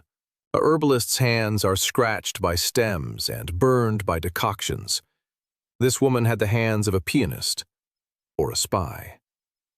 He let her stay, not because he believed her, but because he wanted to keep the enemy close rather than behind him. Mira told him that same evening that the woman was dangerous. She moves like a fighter. She sleeps too lightly. Her eyes remember everything. Dan nodded. He told them to keep an eye on her, but not to touch her. Serena lived in the village for 3 weeks. She helped Bekyun with the herbs. She really did know plants, but not like an herbalist. Like an aristocrat who had studied botany from books. Theory without practice. Bekyun noticed this right away. She told Dan that the new healer could tell mint from lemon balm only by smell, but confused them by sight. A real herbalist doesn't get them mixed up. Dan waited. On the 22nd day, he came to Serena in the evening. She was sitting in the house set aside for her, writing, quickly, in small handwriting on good paper, not birch bark, paper, which she had brought with her. When Dan entered, she hid the sheet, quickly, but not too quickly. Dan sat down across from her. He looked at her and said he knew who she was. Not a herbalist, not a wanderer. Corvain, or someone close to Corvain. Because in this world, only aristocrats use paper. Because her hands were unaccustomed to labor. Because she spent silver like someone who didn't know the value of silver. And because Mira had seen the tattoo on her shoulder, an imperial falcon, the emblem of the imperial house. Serena turned pale. Then her hand darted to her belt, where the knife wasn't. Mira had taken it while Serena slept, 2 nights ago. Serena froze. She looked at Dan, eyes wide open. Fear. Real. Not an act. Dan said he wasn't going to kill her or kick her out. He wanted to ask one question. Serena was silent. She waited. Dan asked, "What can you do on your own besides what you were taught?" Serena looked at him. Her mouth opened slightly, then closed. She didn't understand the question, not because it was complicated, but because no one in her life had ever asked her that. She had been trained to be a tool, the eyes and ears of the house. She knew 6 languages. She could read people, compile reports, smile when she wanted to scream. But what could she do on her own? What did she want? Who she was outside of the mission? These questions didn't exist in her world. She said she didn't know. Dan stood up. He said she had time to figure it out, and that he wouldn't ask her to spy on Corvain. He asked only one thing, not to lie. If she couldn't tell the truth, she should stay silent. He would accept silence, but not a lie. Serena stayed. For the first few days, she wandered around the village like a ghost. She didn't know what to do with herself. Then she started helping Baek-yoon, for real, not on assignment, learning to distinguish herbs by touch, crushing leaves between her fingers to feel the texture. Baek-yoon taught her patiently and without questions. A week later, Serena correctly assembled a cough remedy for the first time. Baek-yoon praised her. Serena smiled, a small, cautious smile, like someone who had forgotten how. Another week later, Dan saw her in the corner of the smithy. She was sewing. Not clothes, a leather case, for his toolkit. Files and drills lay scattered on the workbench, and she'd decided to make a case for them. The leather was rough, the stitches uneven. She'd clearly never sewn anything in her life except decorative embroidery. But she was trying. Dan walked over, looked, didn't say a word. That evening he found a good thimble. He left it on her table. Work proceeded alongside human affairs. 26 muskets, 6 rifled barrels, 4 cannons in position, 18 riflemen, 160 pounds of gunpowder, bullets cast with a reserve. Lyra kept track of everything, every barrel, every pound of gunpowder, every bullet. Her spreadsheets became the supply system for the entire factory. Dan began to think more seriously about the cannons. His 4 grape shotguns were primitive, stationary, essentially single-use. 3 minutes to reload, 1 volley, and by the time you reload, the enemy is already upon you. He needed mobile guns, with wheeled carriages, with the ability to adjust the angle, firing both buckshot and cannonballs. He began sketching the carriage. Lyra helped. Corbin listened to the description and shook his head. This was a scale that required a whole new level of production. 3 times as much iron would be needed. Dan sent Cyrus to look for ore suppliers in the area. Cyrus found an abandoned mine a day's journey to the west. The ore was brown and low grade, but with a decent iron content. Dan organized the mining. 10 men with pickaxes and carts. The ore went to Hollowbrook. Corvin smelted it. The quality of the steel improved with every smelting because Dan had taught him to control the temperature and holding time. By the end of the 7th month, rumors of Hollowbrook had reached the horde of the Nameless, nomads from the east, the very ones whose shamans suppressed magic. An envoy arrived unexpectedly, a short, wiry man with skin the color of burnt clay, dressed in furs and leather, unarmed, with a white ribbon on his wrist, a sign of peace. He spoke the local language poorly but clearly. He said that the great Khan of the Nameless knew of the Master of Thunder, knew that the Master of Thunder was an enemy of the Empire, an enemy of the Empire, a friend of the Horde.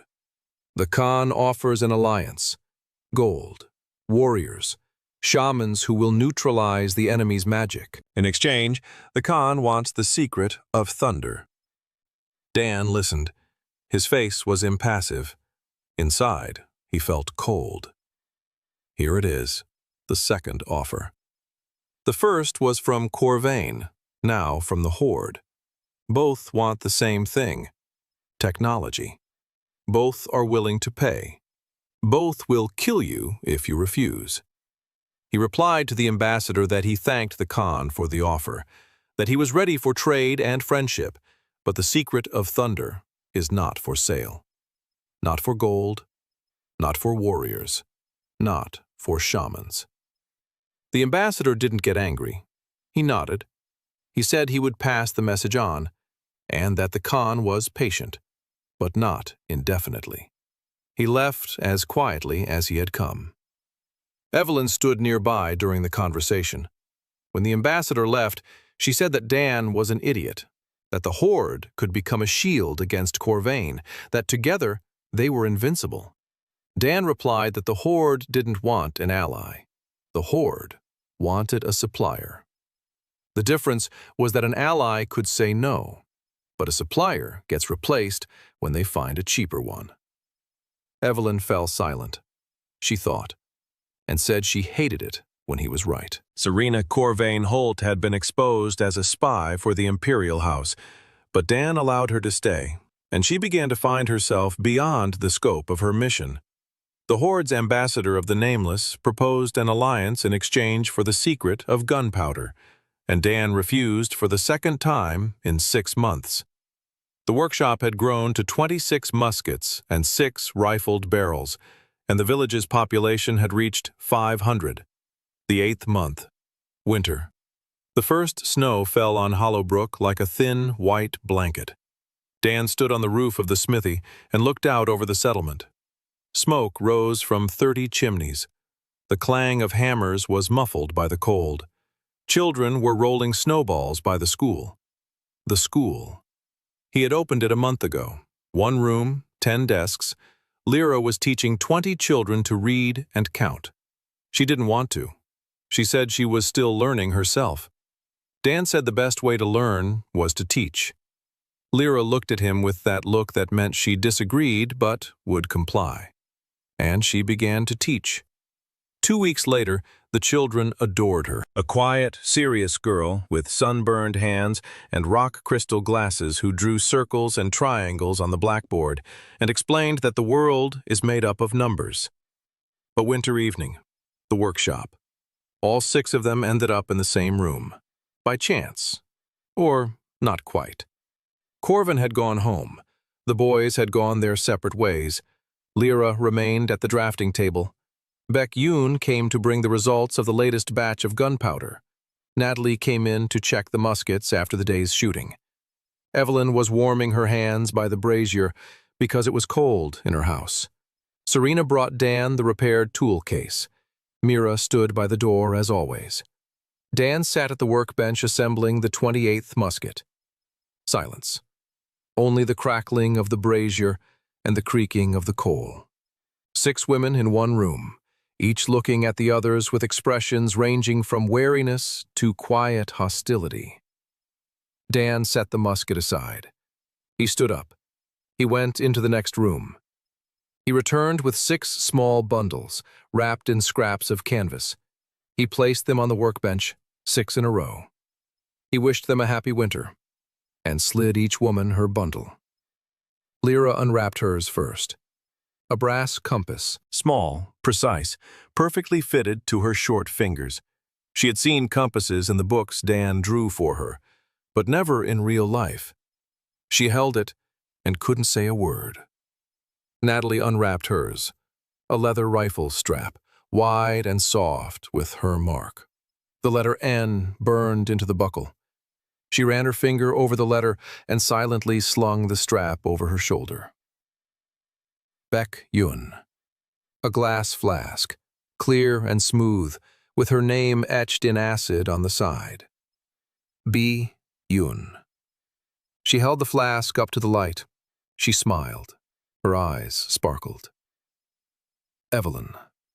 A magazine for her double-barreled pistol, leather, holding 6 paper cartridges. A rose engraved on the clasp. She looked at the magazine, then at Dan. Her face was still, but her throat twitched. Serena. A thimble. New, silver, with delicate ornamentation. He found the silver in the potter's supplies and made it himself. Serena held the thimble in her palm and looked at it as if it were the most precious thing she had ever received in her life. Mira. A knife. Short and heavy, with a handle shaped for her grip, left-handed. Dan noticed that in the first week. All the knives in the world are made for right-handers. This one is for left-handed people. Mira took the knife. She tested the balance, turned it over, twirled it between her fingers. Perfect. She looked at Dan. For the first time in 3 months, something stirred on her face. Not a smile, but a shadow of... Dan said, "Happy holiday," again, and went to clean the lathe. He didn't turn around, but he heard the silence behind him, a special silence. The silence of 6 people who simultaneously understood the same thing. He knows each one, truly. Their measurements, their habits, hands, eyes, not as a group, as 6 separate people. And each one realized she wasn't alone. That night, Dan lay on his bunk in the forge and stared at the ceiling. The system window flickered in the darkness. Ballistics, rank C. Progress, 12%. Rank C. He hadn't noticed when he'd moved past D. New blueprints had unlocked in his memory. A full-action cap lock, a longitudinal sliding bolt, a unitary cartridge. Things that would change everything. But not now. Right now, he was thinking about something else, about how he had grown attached to these people, to this forge, to the creak of coal on birch bark, to the smell of gunpowder and porridge, To the quiet breathing of Lyra, who was falling asleep over her blueprints, to Mira's silence by the door. He had grown attached, and that was dangerous, because attachment makes one vulnerable, and a vulnerable engineer makes mistakes. But he could no longer help but be attached. It was too late. He closed his eyes. Tomorrow, the 29th Musket. The day after tomorrow, the 30th. And then war. The 9th month. Lord Asher Kane Corvain arrived with 300 knights on the first day of spring. Dan found out about it 3 days later. Cyrus saw the column on the southern road. 300 horsemen in full armor. 24 mages in cloaks bearing coats of arms. A supply train. Siege shields on carts. They were moving without haste, confidently, as if heading for a small village they intended to wipe out. Dan gathered everyone. 32 muskets, 8 rifled muskets, 4 stationary machine guns, 2 mobile cannons on wheeled carriages that Corvin and Dan had finished a week earlier, 24 trained riflemen, plus Natalie with a rifled sniper rifle, plus Evelyn with magic and a pistol, plus Mira with swords, plus Lyra at the battery, plus Beck Yoon in the basement with the combustible mixture and a supply of gunpowder, plus Serena in the infirmary, which she had set up herself without orders. 80 fighters in total, including militiamen with pikes and axes, against 300 knights and 20 mages. The math didn't add. Again. But Dan was an engineer, not a mathematician. An engineer works with what he has. He hadn't slept for 3 days. He sketched, he calculated, he positioned the riflemen, changed the formation, calculated again. Lyra sat beside him and calculated with him. Gunpowder charges for the cannons, grape shot charges, the number of shots each barrel could fire before overheating, reload time, fire sectors, cover, dead zones. She didn't cry. She didn't tremble. She calculated, just as he had taught her, coolly and precisely. Dan chose the tactics. Not a perimeter defense. The perimeter was too long for 80 men. A defense in depth. 3 lines. The first line, outer moats. Here, militiamen with pikes. Their task is not to kill the knights, to delay them, to force them to dismount. A knight on horseback is fearsome. A knight on foot in knee-deep snow is slow. Second line, palisade. 20 musketeers. A volley at 50 paces. Reload. Second volley. Reload. Third. If the enemy breaks through after 3 volleys, then Dan was wrong. Third line, the southern passage. Left open on purpose. 4 machine guns and 2 cannons. The cone of fire completely blocks the passage. Anyone who enters will get 30 lead balls. Natalie is in the bell tower, the only stone tower in the village. A sniper position. Elevation, a clear view. Her task? Officers, mages, commanders. Take out those who give orders. Without commanders, an army turns into a mob. Evelyn is on the right flank, on horseback, with a dozen militia riders. A flanking strike when the enemy gets bogged down. Her magic shield will cover the flank group for the first few seconds, then a pistol and a sword. Mira is behind Dan, on the roof of the smithy, the last line of defense. Dan stood on the roof in the pre-dawn gloom of the last peaceful day, looking south. Somewhere out there, 300 men were preparing to kill him. He wasn't thinking about tactics. The tactics were set. He was thinking about Lyra, about her standing by the battery, loading the cannons she had calculated herself. 17 years old, burned hands, rock crystal glasses. She deserved a drafting table in a warm room, not a gun emplacement at dawn. But the world left her no choice. Dawn, snow, silence. Then a rumble. The ground shook from hundreds of hooves. They emerged from behind the hill like a dark wave. Mounted knights in heavy armor, cloaks bearing coats of arms, shields with eagles and swords. At the front, a rider on a white horse, tall, in a black cloak, without armor. Lord Asher Kane Corvain, a 6th-rank mage, the Emperor's cousin, a philosopher and an aesthete. He stopped 400 paces away, too far for a bow, too far for magic, but not too far for a rifled rifle. Dan raised the megaphone. His voice echoed across the field. He said that Hollowbrook did not want war, that they were ready to pay the tax in grain, that they asked for only one thing, to leave the people alone. Lord Asher replied. His voice was clear, calm, and confident, amplified by magic. He said he hadn't come for grain. He had come for justice. A commoner had disrupted the order of the world. He had made a weapon that should not exist. This must be corrected, not out of malice, out of necessity. The world is held together by the strong protecting the weak. If the weak gain power without wisdom, the world will drown in blood. Dan listened, and he understood. Lord Asher was not a villain. He was worse.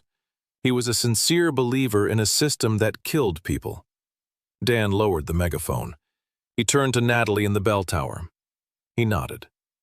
Lord Asher raised his hand. Attack. 300 knights moved forward, first at a walk, then at a trot, then at a gallop. The ground shook, snow flew from beneath their hooves. A cry, the battle cry of 300 throats. Dan stood on the roof of the smithy, a megaphone in his hands, not a rifle. He waited. 400 paces, 350, 300. Dan raised the megaphone. The front line. Fire. 20 muskets fired in unison. The sound tore through the morning. Smoke rose in a wall. The front ranks of knights tumbled from their horses. 8 fell at once. 5 horses collapsed, crushing their riders. The rear ranks crashed into the fallen. The formation broke, but only for a few seconds. The knights regrouped. They circled around the fallen. They rode on. 250 paces. 200. The mages raised their shields. Translucent, shimmering walls of energy in front of the first row. Arrows would bounce off. Swords wouldn't reach. Dan raised his megaphone. Second line. Rifles. Aim for the mages. Fire. 8 rifled barrels fired. The bullets flew true, fast, not like a musket, fiercer, more accurate. The first mage raised a 4th-level shield. A bullet hit the shield. The shield flashed. It cracked, but it held. The second bullet hit a second later. The shield shattered like glass. A third bullet wasn't needed. The mage stood with his rings extinguished, and the face of a man who, for the first time in his life, felt naked. The 4th bullet hit him in the chest. He fell. The second mage, 3rd rank, 1 bullet. The shield crumbled. The bullet went right through. He fell from his horse. The 3rd mage, 5th rank, 2 bullets. The shield withstood both. He raised his hands. A fireball flew toward the palisade. Natalie fired from the bell tower, 400 paces. The bullet hit the mage in the shoulder. He flinched. The fireball veered off course and exploded in the snow. Natalie's second bullet hit him in the neck.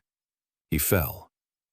The knights kept advancing, without mages, only steel and fury. They reached the first moat, dismounted, crawled forward. The militiamen met them with pikes.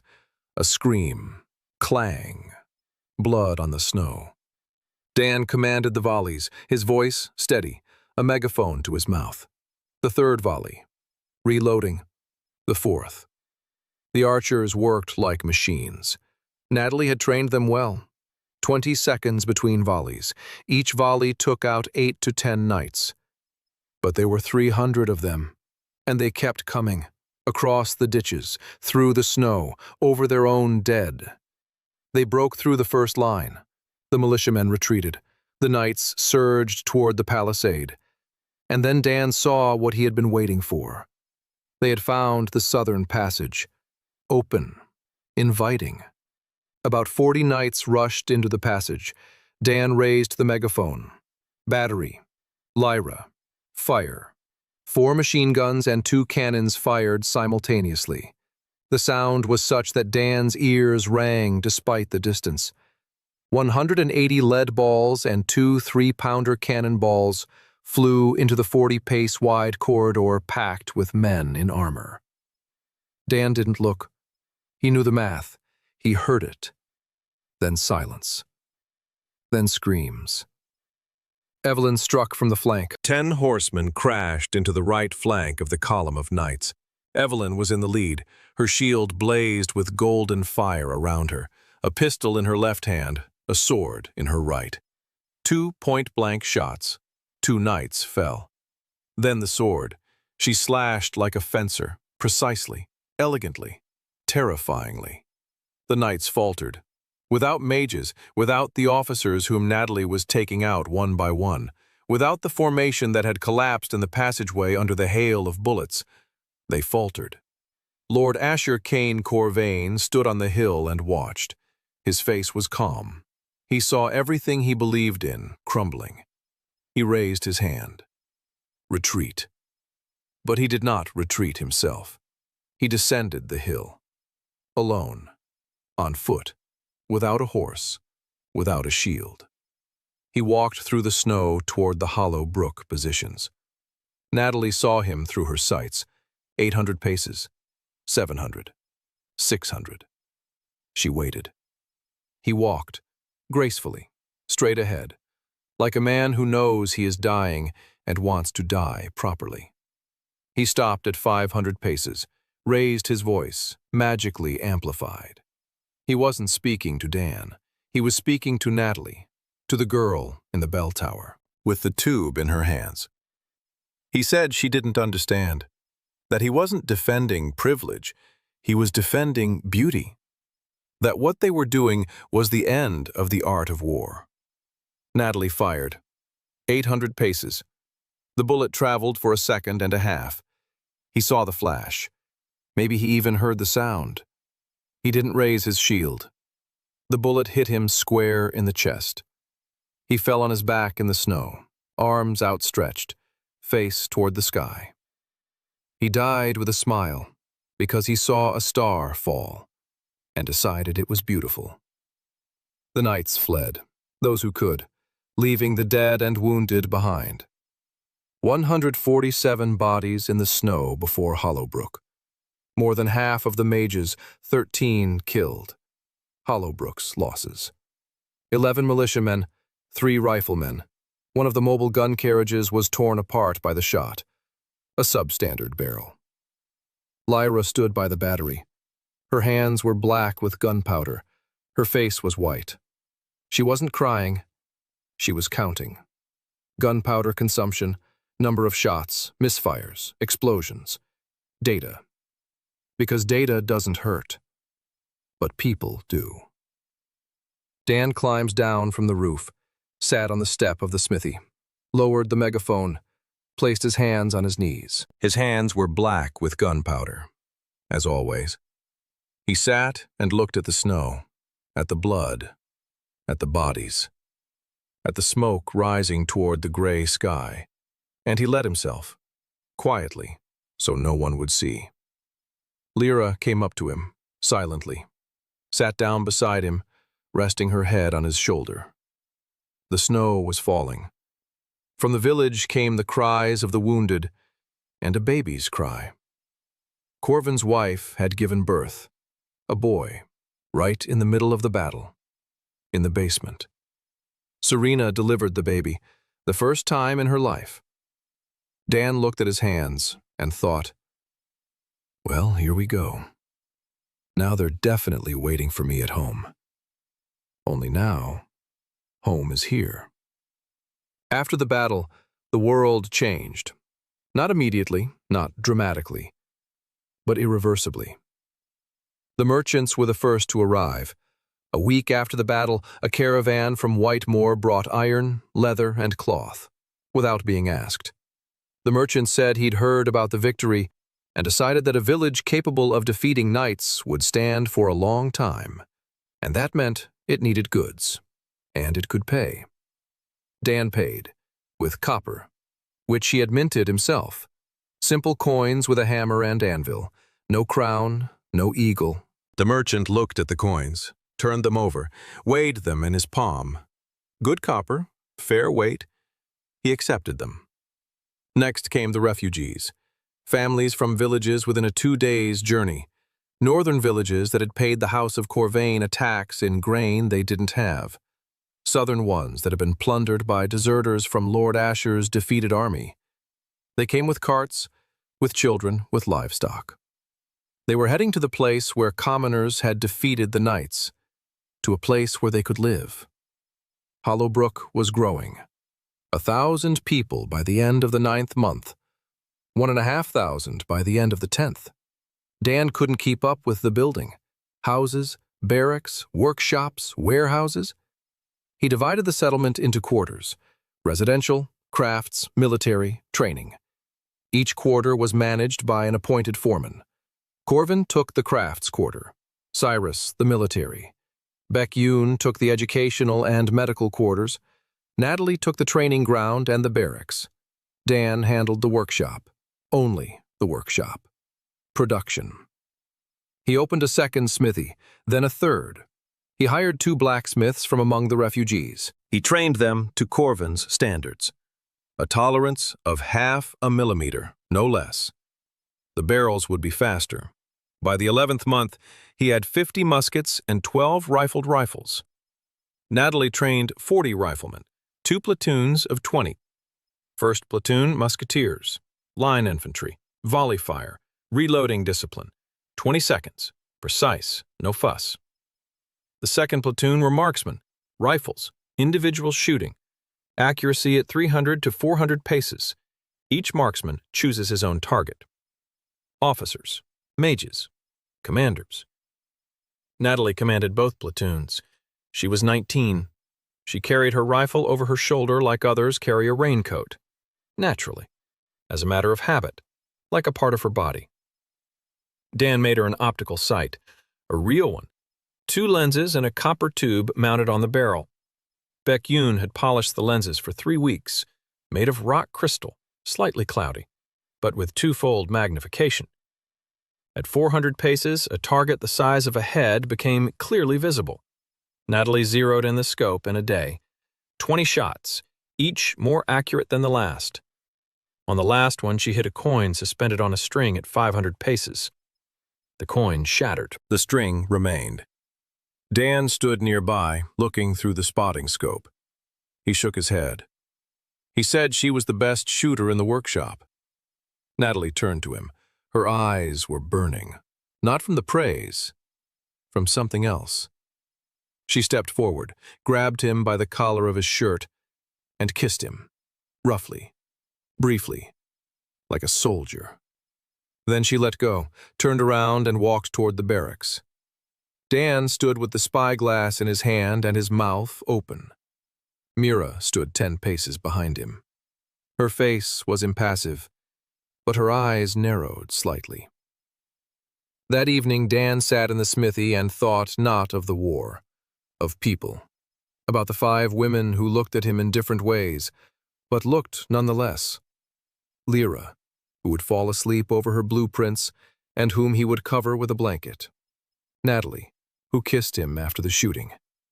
Baek-yoon, who brought him a bowl of soup every evening and sat beside him while he ate. Evelyn, who argued with him about tactics and became beautiful when she got angry. Serena, who sewed cases for his tools and blushed when he noticed. Mira, who was simply there, always, silently. He was an engineer. He was used to solving problems, but this problem couldn't be solved with a blueprint. He didn't know what to do, and he decided to do nothing. For now, to work, to build, to prepare, because the war wasn't over. It had only just begun. In the 12th month, news came from the capital. The young emperor had died. 3 factions were fighting over the throne. The empire was cracking. The northern principalities refused to pay tribute. The southern provinces traded with the horde. Central authority weakened with each passing day. And amid this chaos, the name Hollow Brook rang out ever louder. Master of the North, that's what they began to call him. The man with thunder. The man who defeated knights with arithmetic. Dan hated that nickname. He didn't want to be a symbol. He wanted to be an engineer. But the world didn't ask. The percussion cap was ready by the end of the 12th month. Baek-yoon was producing fulminate of mercury in sufficient quantities. Dan made the first copper cap. A small cap with a grain of fulminate of mercury inside. It fits onto the muzzle. The striker strikes. The cap ignites. The charge flashes, instantly, without delay, in any weather. The first percussion musket fired in the rain. A flintlock would have misfired. The percussion one worked. Cleanly, reliably. The sound was different, sharper, more vicious. Dan looked at the smoking barrel and felt the system window refresh. Ballistics rank C, progress 78%. He was getting closer to something bigger. Hollow Brook had grown to 1,500 residents and turned into a full-fledged fortress settlement with 3 smithies and an army of 40 riflemen. Natalie received a sniper rifle with a scope and became the workshop's best marksman. The empire had weakened after the emperor's death, and Dan had completed the transition to percussion cap weapons, a year and 3 months after their arrival. Dan found the cache, not by himself. Lyra found it. In the archives of a ruined temple a day's journey east of Hollow Brook. Cyrus had led her there because he'd heard from the elders about a dungeon beneath the altar. Lyra went down with a torch and returned an hour later with a stone box. Inside was a diary, a leather-bound fieldment. The paper was old, brittle, and yellowed, but legible. And the language. Dan took the diary in his hands, and the world stopped. English. Broken, with mistakes, mixed with local words. But English. His language. The language of a world that shouldn't be here. He read all night. The diary belonged to Joshua Hale, an engineer from Tennessee, from the time of the Civil War. He had ended up here in the year 412, according to the local calendar, 212 years ago. The circumstances were eerily similar. He woke up on the road in a stranger's body with a system window before his eyes. Only the window was different. Not the engineer system, the inventor system. Rank F, Joshua Hale. A namesake. Or Dan didn't want to think about it, but he did. Hale. Same name, same state, same profession. A coincidence? Probably. Joshua had advanced further than Dan in the same amount of time.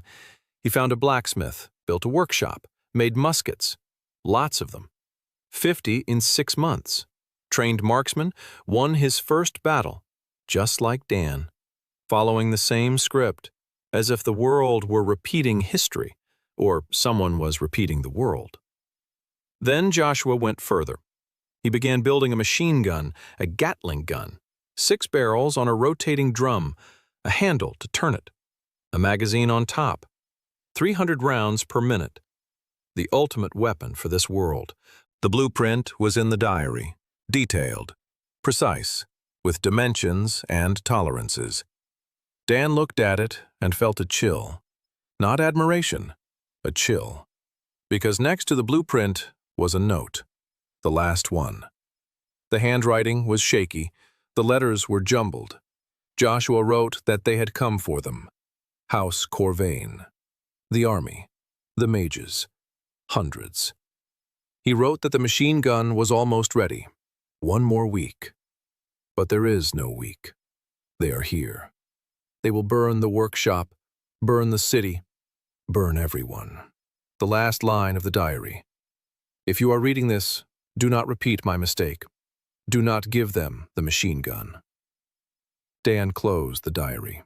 His hands were shaking, for the first time in a year. He sat in the darkness of the ruined temple and thought. Joshua Hale had done exactly the same thing 200 years ago, and lost. They burned him along with the workshop. They declared the gunpowder to be paint. They erased history. And 200 years later, Dan came and started all over again. Why? Who sent him here? Why repeat the mistake? Unless it isn't a mistake. Unless it's a plan. Someone's plan. And if so, whose? The system window flashed. Archival data detected. Engineer system. Compatibility with inventor system confirmed. Blueprints transferred. Ballistics skill. Rank B. Progress 0%. Rank B. A leap across the entire sea. New blueprints unlocked. Longitudinal sliding bolt. Unitary cartridge. Magazine rifle. Gatling gun. Revolver. Dan looked at the list and felt the ground crack beneath his feet. He could make a revolver. 6-shot. With a removable cylinder. 6 shots in 4 seconds. No reloading. This completely changed tactics. A single shooter with a revolver was worth 5 musketeers. He could make a magazine rifle. 5 rounds in the magazine. A bolt-action mechanism. Reload in a second. 5 shots in 10 seconds. Accurate. Long range. Deadly. He could make a machine gun, 300 rounds per minute. But Joshua had written, "Don't give them a machine gun." Dan closed his eyes, opened them, took out the birch bark. He began to sketch, not a machine gun, a rifle, with a bolt-action mechanism, 5 rounds, .11 caliber, a 30-inch rifled barrel. First step, small, controlled. The machine gun would have to wait, or maybe not. He hadn't decided yet. He returned to Hollow Brook with the diary and the drawings. He showed the diary only to Lyra. She couldn't read English, but she saw his face. She asked what was in it. Dan said it was the story of a man who had tried to do the same thing he was doing 200 years ago. Lyra asked what had become of him. Dan paused. He said he hadn't made it. Lyra looked at him quietly, seriously, and she said they would make it. Dan looked at her. 17 years old. No, 18 already. When she had grown up, he hadn't noticed. She stood before him, upright, confident, with scorched hands and rock crystal glasses, and he believed her. A year and a half after arriving, Dan assembled his first revolver in 3 weeks. 6 chambers in the cylinder, 14 gauge, percussion, single action. He cocked the hammer, spun the cylinder, pulled a trigger. A shot. Cocked, spun, pulled, bang. 6 times in 5 seconds. Corvin watched this with the expression of a man who had witnessed a miracle and wasn't sure he liked it. Dan made 3 revolvers, one for himself, one for Evelyn, one for Natalie. Evelyn took hers and fiddled with it for 10 minutes. Then she fired 6 shots at a target 30 paces away. All 6 hit the center. She looked at Dan and said she now understood why his world had destroyed the aristocracy. Dan said his world hadn't destroyed the aristocracy. It had simply made it unnecessary. Evelyn thought for a moment and said that was worse. Meanwhile, Dan was building a bolt-action rifle. The sliding bolt required a precision that only a lathe could provide. Dan was building a lathe, the simplest kind. A wooden bed, an iron headstock, a belt drive from a foot pedal. Corvin helped, silently. He had long since stopped asking questions. He simply did what Dan drew. The lathe was up and running a month later, the first one in this world. Lyra stood nearby and watched as the steel rods spun and the cutter removed shavings. Thin, even, shiny shavings. She asked if she could try. Dan showed her. She sat down at the lathe. Her hands were steady. An hour later, she was machining a bolt component with a tolerance of 1/4 of a millimeter. More precise than Corvin. Dan watched her and thought that in a year she would be the best engineer in this world. And in 5, he didn't know what would happen in 5, but he wanted to see. The first magazine-fed rifle was ready by the 19th month. 5 rounds in a box magazine, a sliding bolt action, a rifled barrel, primer-fired unitary cartridge, 11th caliber. Effective range, 800 paces. Lethal range, 1,500. Dan went out to the range with Natalie. She fired. 5 shots in 12 seconds. All 5 hit the target at 400 paces. She lowered the rifle, looked at Dan, and said quietly that with this thing, she could stop any army. Dan replied that that was the idea. But the idea only works if the army doesn't know about the thing. And the army will find out. Soon. The ambassador of the nameless horde has returned. This time he wasn't alone. 10 warriors and a shaman came with him. An old, gaunt man with tattoos on his face and empty white eyes. Blind. But he moved with confidence. He sensed the world not with his eyes. The shaman placed the dead zone right in Hollow Brook Square, a radius of 50 paces. Evelyn stood inside and couldn't light a candle with magic. The rings went out. The stones became ordinary stones. She turned pale. Then she got angry. Then she said it was disgusting and that now she understood how commoners felt. Dan stood inside the dead zone and smiled, because a musket worked perfectly in the dead zone. Gunpowder isn't magic. Gunpowder is chemistry. Chemistry can't be silenced. The ambassador repeated Khan's offer. Alliance, shamans, gold. In exchange for the secret of thunder and guns, lots of guns, for the horde. Dan refused again, but this time he offered something else. A trade agreement. Hollowbrook sells ready-made weapons to the horde. No secrets, no formulas. Ready-made muskets. At a price. The Khan gets the guns. Dan gets gold and livestock, and shamans for joint operations. But control of the technology remains with Hollowbrook. The ambassador thought for a long time. Then he said he would pass it on. The shaman lifted the dead zone and left in silence. Evelyn approached Dan afterward and said he was playing with fire. The Horde won't buy guns forever. Sooner or later, they'll want to make their own. Dan said he knew.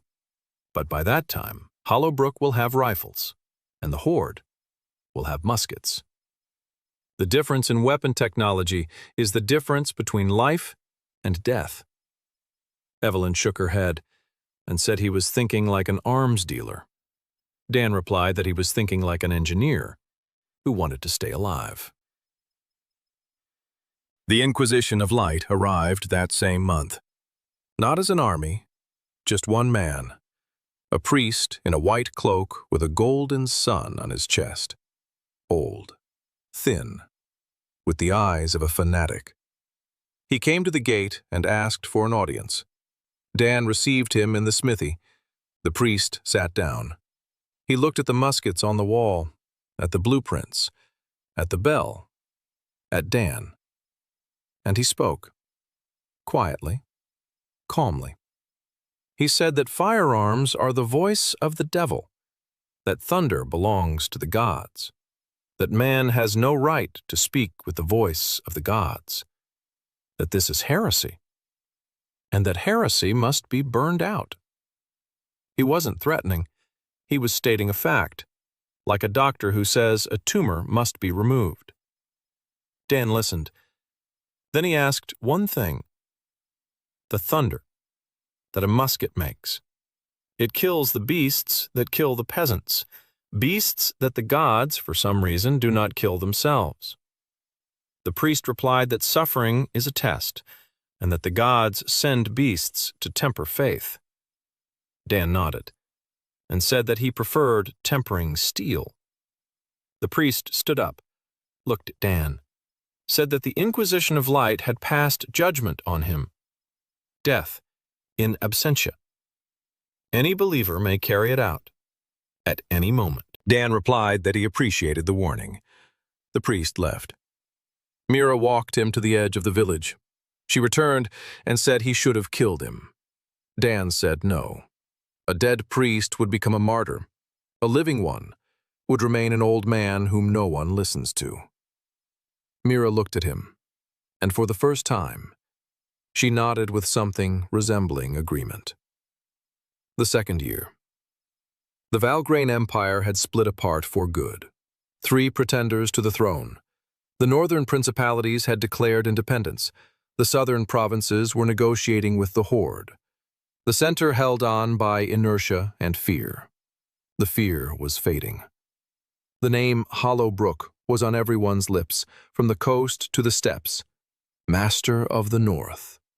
The man who proved that blood isn't everything, that a commoner with a rifle is worth as much as a baron with a family spell, that a village can say no and survive. Dan didn't want this. He didn't want to be a symbol. He didn't want his name used to spark uprisings. But the world didn't ask. 3 minor lords from the northern principalities came to him with a proposal. They were ready to recognize Hollowbrook as an independent city, a trade union, a military pact, in exchange for weapon supplies and training for marksmen. Dan agreed, not because he wanted power, because a lone settlement would not survive.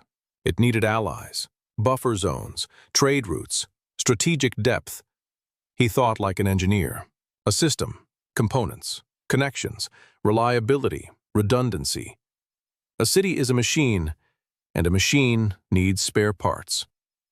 Production reached a new level. 4 forges, 20 workers, 2 lathes, 1 drill press. Lyra ran the drafting office, 3 apprentices, all younger than her. She taught them as Dan had taught her. Numbers, precision, discipline. Baek-yoon opened a chemistry lab, a real one, not test tubes on a shelf, but racks of reagents and 3 assistants. She produced gunpowder, caps, and medicine. Aspirin.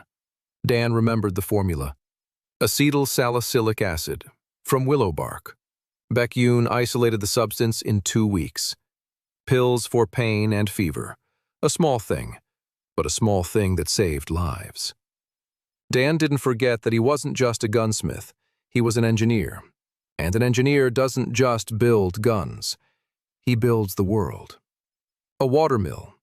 He built it on the stream, not for flour, to power the machines. A belt drive from the water wheel to the lathes. Mechanical energy, not muscle, not magic. Water. When the mill started working and the lathe began turning on its own without a foot pedal, Corvin stood and watched. For a long time.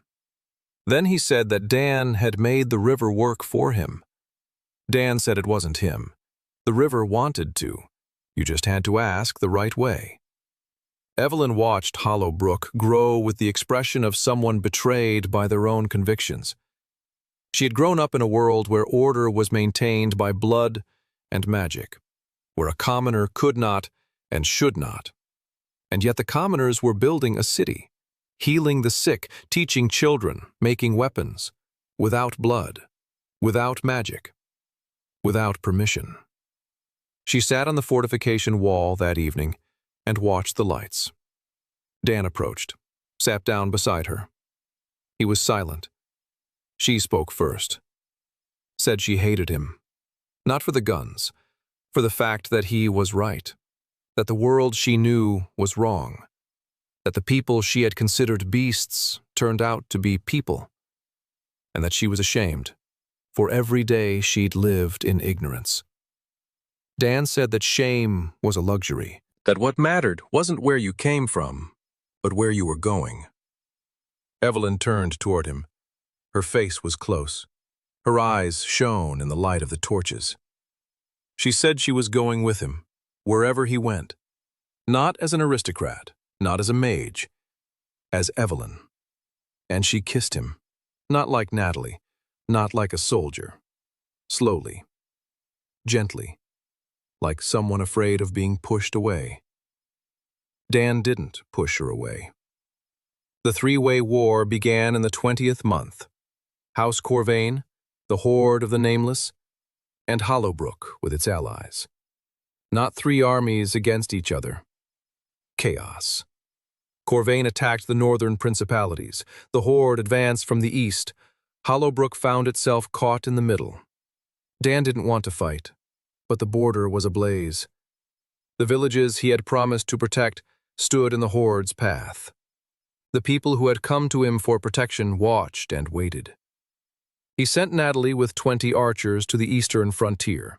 Magazine rifles, 5 rounds per magazine, 20 shooters, 100 shots per minute. The Horde sent 300 horsemen, steppe warriors in leather armor, fast, tough, merciless. Natalie met them at the pass, a narrow spot, 30 paces wide. 20 shooters behind the rocks. Fire from 400 paces. The first row fell. The second. The third. The Horde retreated, returned with a shaman. A dead zone covered the pass. There was no magic anyway. But the Horde didn't know. They thought guns were magic. The shaman cast a spell, and the Horde charged again, confident. The guns would fall silent now. The guns didn't fall silent. Gunpowder burned, bullets flew. The Horde retreated again, with casualties, with confusion in their eyes. The shaman stood on the hill and, for the first time in his life, didn't understand what was happening. Natalie was taking out the officers from 600 paces away. The Horde retreated. They lost 40 men. Hollowbrook? 0. Dan received the report and sat down on the smithy porch. 0 casualties. 20 riflemen against 300 horsemen. 0 casualties. It wasn't right. Not militarily wrong. Morally. 20 men killed 40 and didn't get a scratch. This isn't a battle. It's a slaughter. He's an engineer. He brought technology into the world. The technology of killing. And it worked. Too well. 2 years and 8 months after arrival, the war did not end in victory. Not in defeat. In exhaustion. House Corvain lost 2/3 of its army in battles against the Horde and Hollowbrook. The horde retreated east after 3 defeats at the hands of Natalie's archers. The northern principalities had fortified themselves behind the line of muskets. No one had won. Everyone was tired. Dan sat at a table in the smithy. Before him lay a map of a new world. Not an empire, not the horde, not a single power. Dozens. Small towns with muskets, principalities with militias, merchant guilds with guards. A world where no lord could come and take 10 men to the quarry. Because every town had a wall, and behind that wall stood men with guns. Dan hadn't overthrown the empire. He'd made it unnecessary. Quietly, without a revolution, without banners. He'd simply every shepherd the chance to say no. Through engineering. The conference in Hollowbrook brought together representatives from 14 cities and 3 principalities. They sat in a building that Dan no longer called a smithy, a factory, an assembly hall, a school, a laboratory, a city. They offered him the crown, no joke, seriously, the title of Protector of the Northern Union. Authority over a territory 300 miles wide, an army, a treasury, the law. Dan listened. His face was impassive, his hands on the table, black with gunpowder as always. Then he stood up. He thanked them, and he refused. He said he was an engineer, not a king, not a protector, not a ruler. He makes tools, not decisions. Decisions are made by the people who use those tools. He proposed something else. A council, elected, representatives from every city, laws, written, the same for everyone. Trade, free, no monopolies. Education, compulsory, for all children. And the Hollowbrook workshop remains a workshop, not a state arsenal, not a forge of power, a place where things are made. The council agreed, not all at once. There were arguments, shouting. 2 delegates walked out. But the rest agreed. Because a man who could have taken the crown and refused it is trustworthy. Or insane. In politics, either is possible. In the evening after the conference, Dan walked through Hollowbrook, the town he had built. 3,000 residents, stone houses, paved streets, a school for 200 children, a hospital, 4 smithies, a chemistry lab, a lathe shop, a watermill, a wall with bastions. He walked past the houses and heard life, voices, laughter, children crying, the clang of a hammer, the clang of the anvil, the smell of bread. He built this from mud, from manure, from a sack of black powder and a stranger's body on the side of the road. He walked into the workshop, his own, his private one, a small room behind the smithy, a workbench, tools, blueprints on the wall. Joshua Hale's diary in a stone box. He took out the diary, opened it to the last page. If you're reading this, don't repeat my mistake. Don't give them the machine gun. He didn't give it to them. The Gatling gun remained just a blueprint. His ballistic skill had long since advanced from B to A. New blueprints were waiting in line. Smokeless powder, automatic weapons, cartridges, fuses. Things that could turn war from a craft into an industry. Dan didn't make them, not all of them. Enough. A revolver and a magazine-fed rifle, that's enough. For defense, not for conquest. A line, a fine line, between a tool and a weapon of mass destruction. He would draw that line, and not cross it. He put the diary back, closed the box, sat down at the workbench, took out his tools, and began making a gift for Lyra. Tomorrow she would finish her first independent project, a caplock carbine of her own design, not based on his blueprints, her own. She calculated the proportions herself, chose the caliber herself, sketched the stock herself, shortened, lightweight, for small hands. her hands. Tomorrow she'll fire the last shot from the prototype. And if everything goes right, it will be the first firearm in the history of this world, not created by Dan Hale, but by Lyra Molt.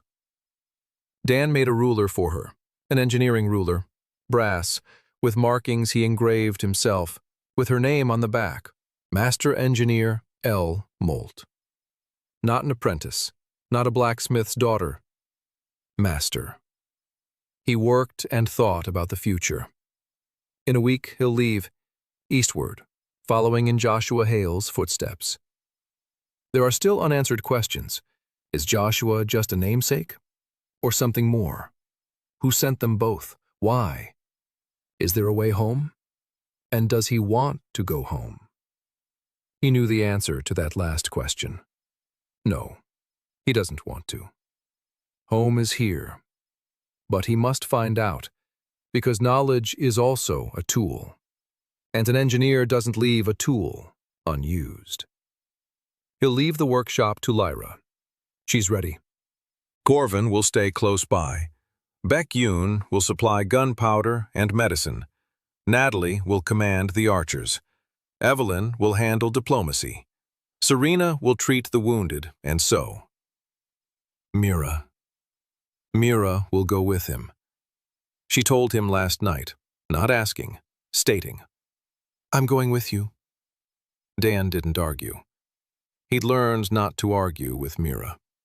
In the morning, he gathered everyone, in the smithy, for the last time in this group. Corvin, Lyra, Baek-yoon, Natalie, Evelyn, Serena, Mira. 7 people who started out as strangers in a dirty village, who became a team, a family, something for which Dan had no word. He said he was leaving, for a while, maybe for a long time. He said the workshop was Lyra's now. Lyra didn't flinch. She wasn't surprised. She nodded, as if she knew.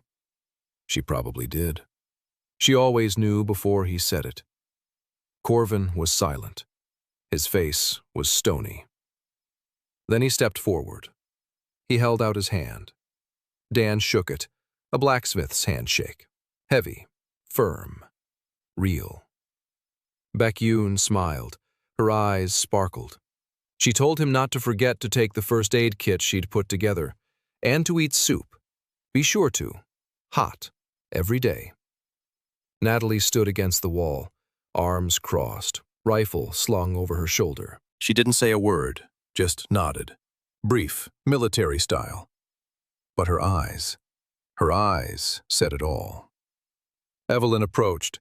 She took a bullet out of her pocket, one for his revolver. A rose was engraved on the cartridge. She said it was for good luck, and so he wouldn't shoot it. It was a spare, the last one, for the moment when everything went wrong, because she always had a backup plan. Dan took the cartridge, put it in his breast pocket. Serena stood to the side, quiet, pale, in her hands, a tool pouch. The very one. The one she'd sewn in the first few weeks. Only now it had been resewn, neatly, with even stitches, lined with pockets for each tool. She handed it to Dan silently. He took it. He ran his finger along the stitches, even, beautiful. She had learned. Mira stood by the door, 2 swords on her back, a light bag slung over her shoulder, ready, as always. Dan looked at them, at all of them. 7 faces, 7 stories, 7 wounds he had bandaged as best he could.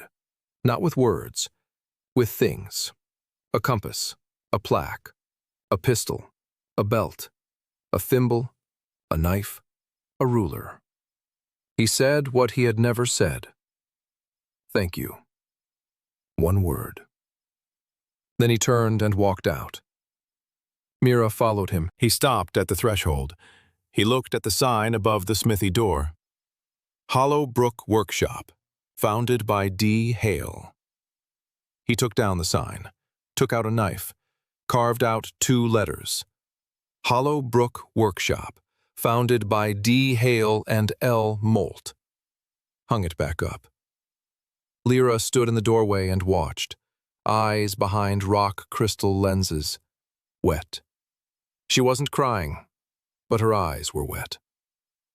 Dan nodded to her, turned around, and walked down the road toward the east.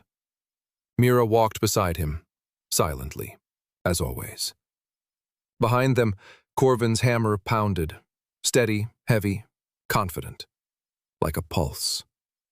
The sun rose over Hollowbrook, over the town that an engineer from Colorado had built, out of mud, out of manure, out of a sack of black powder, and out of people who turned out to be more than the world thought of them.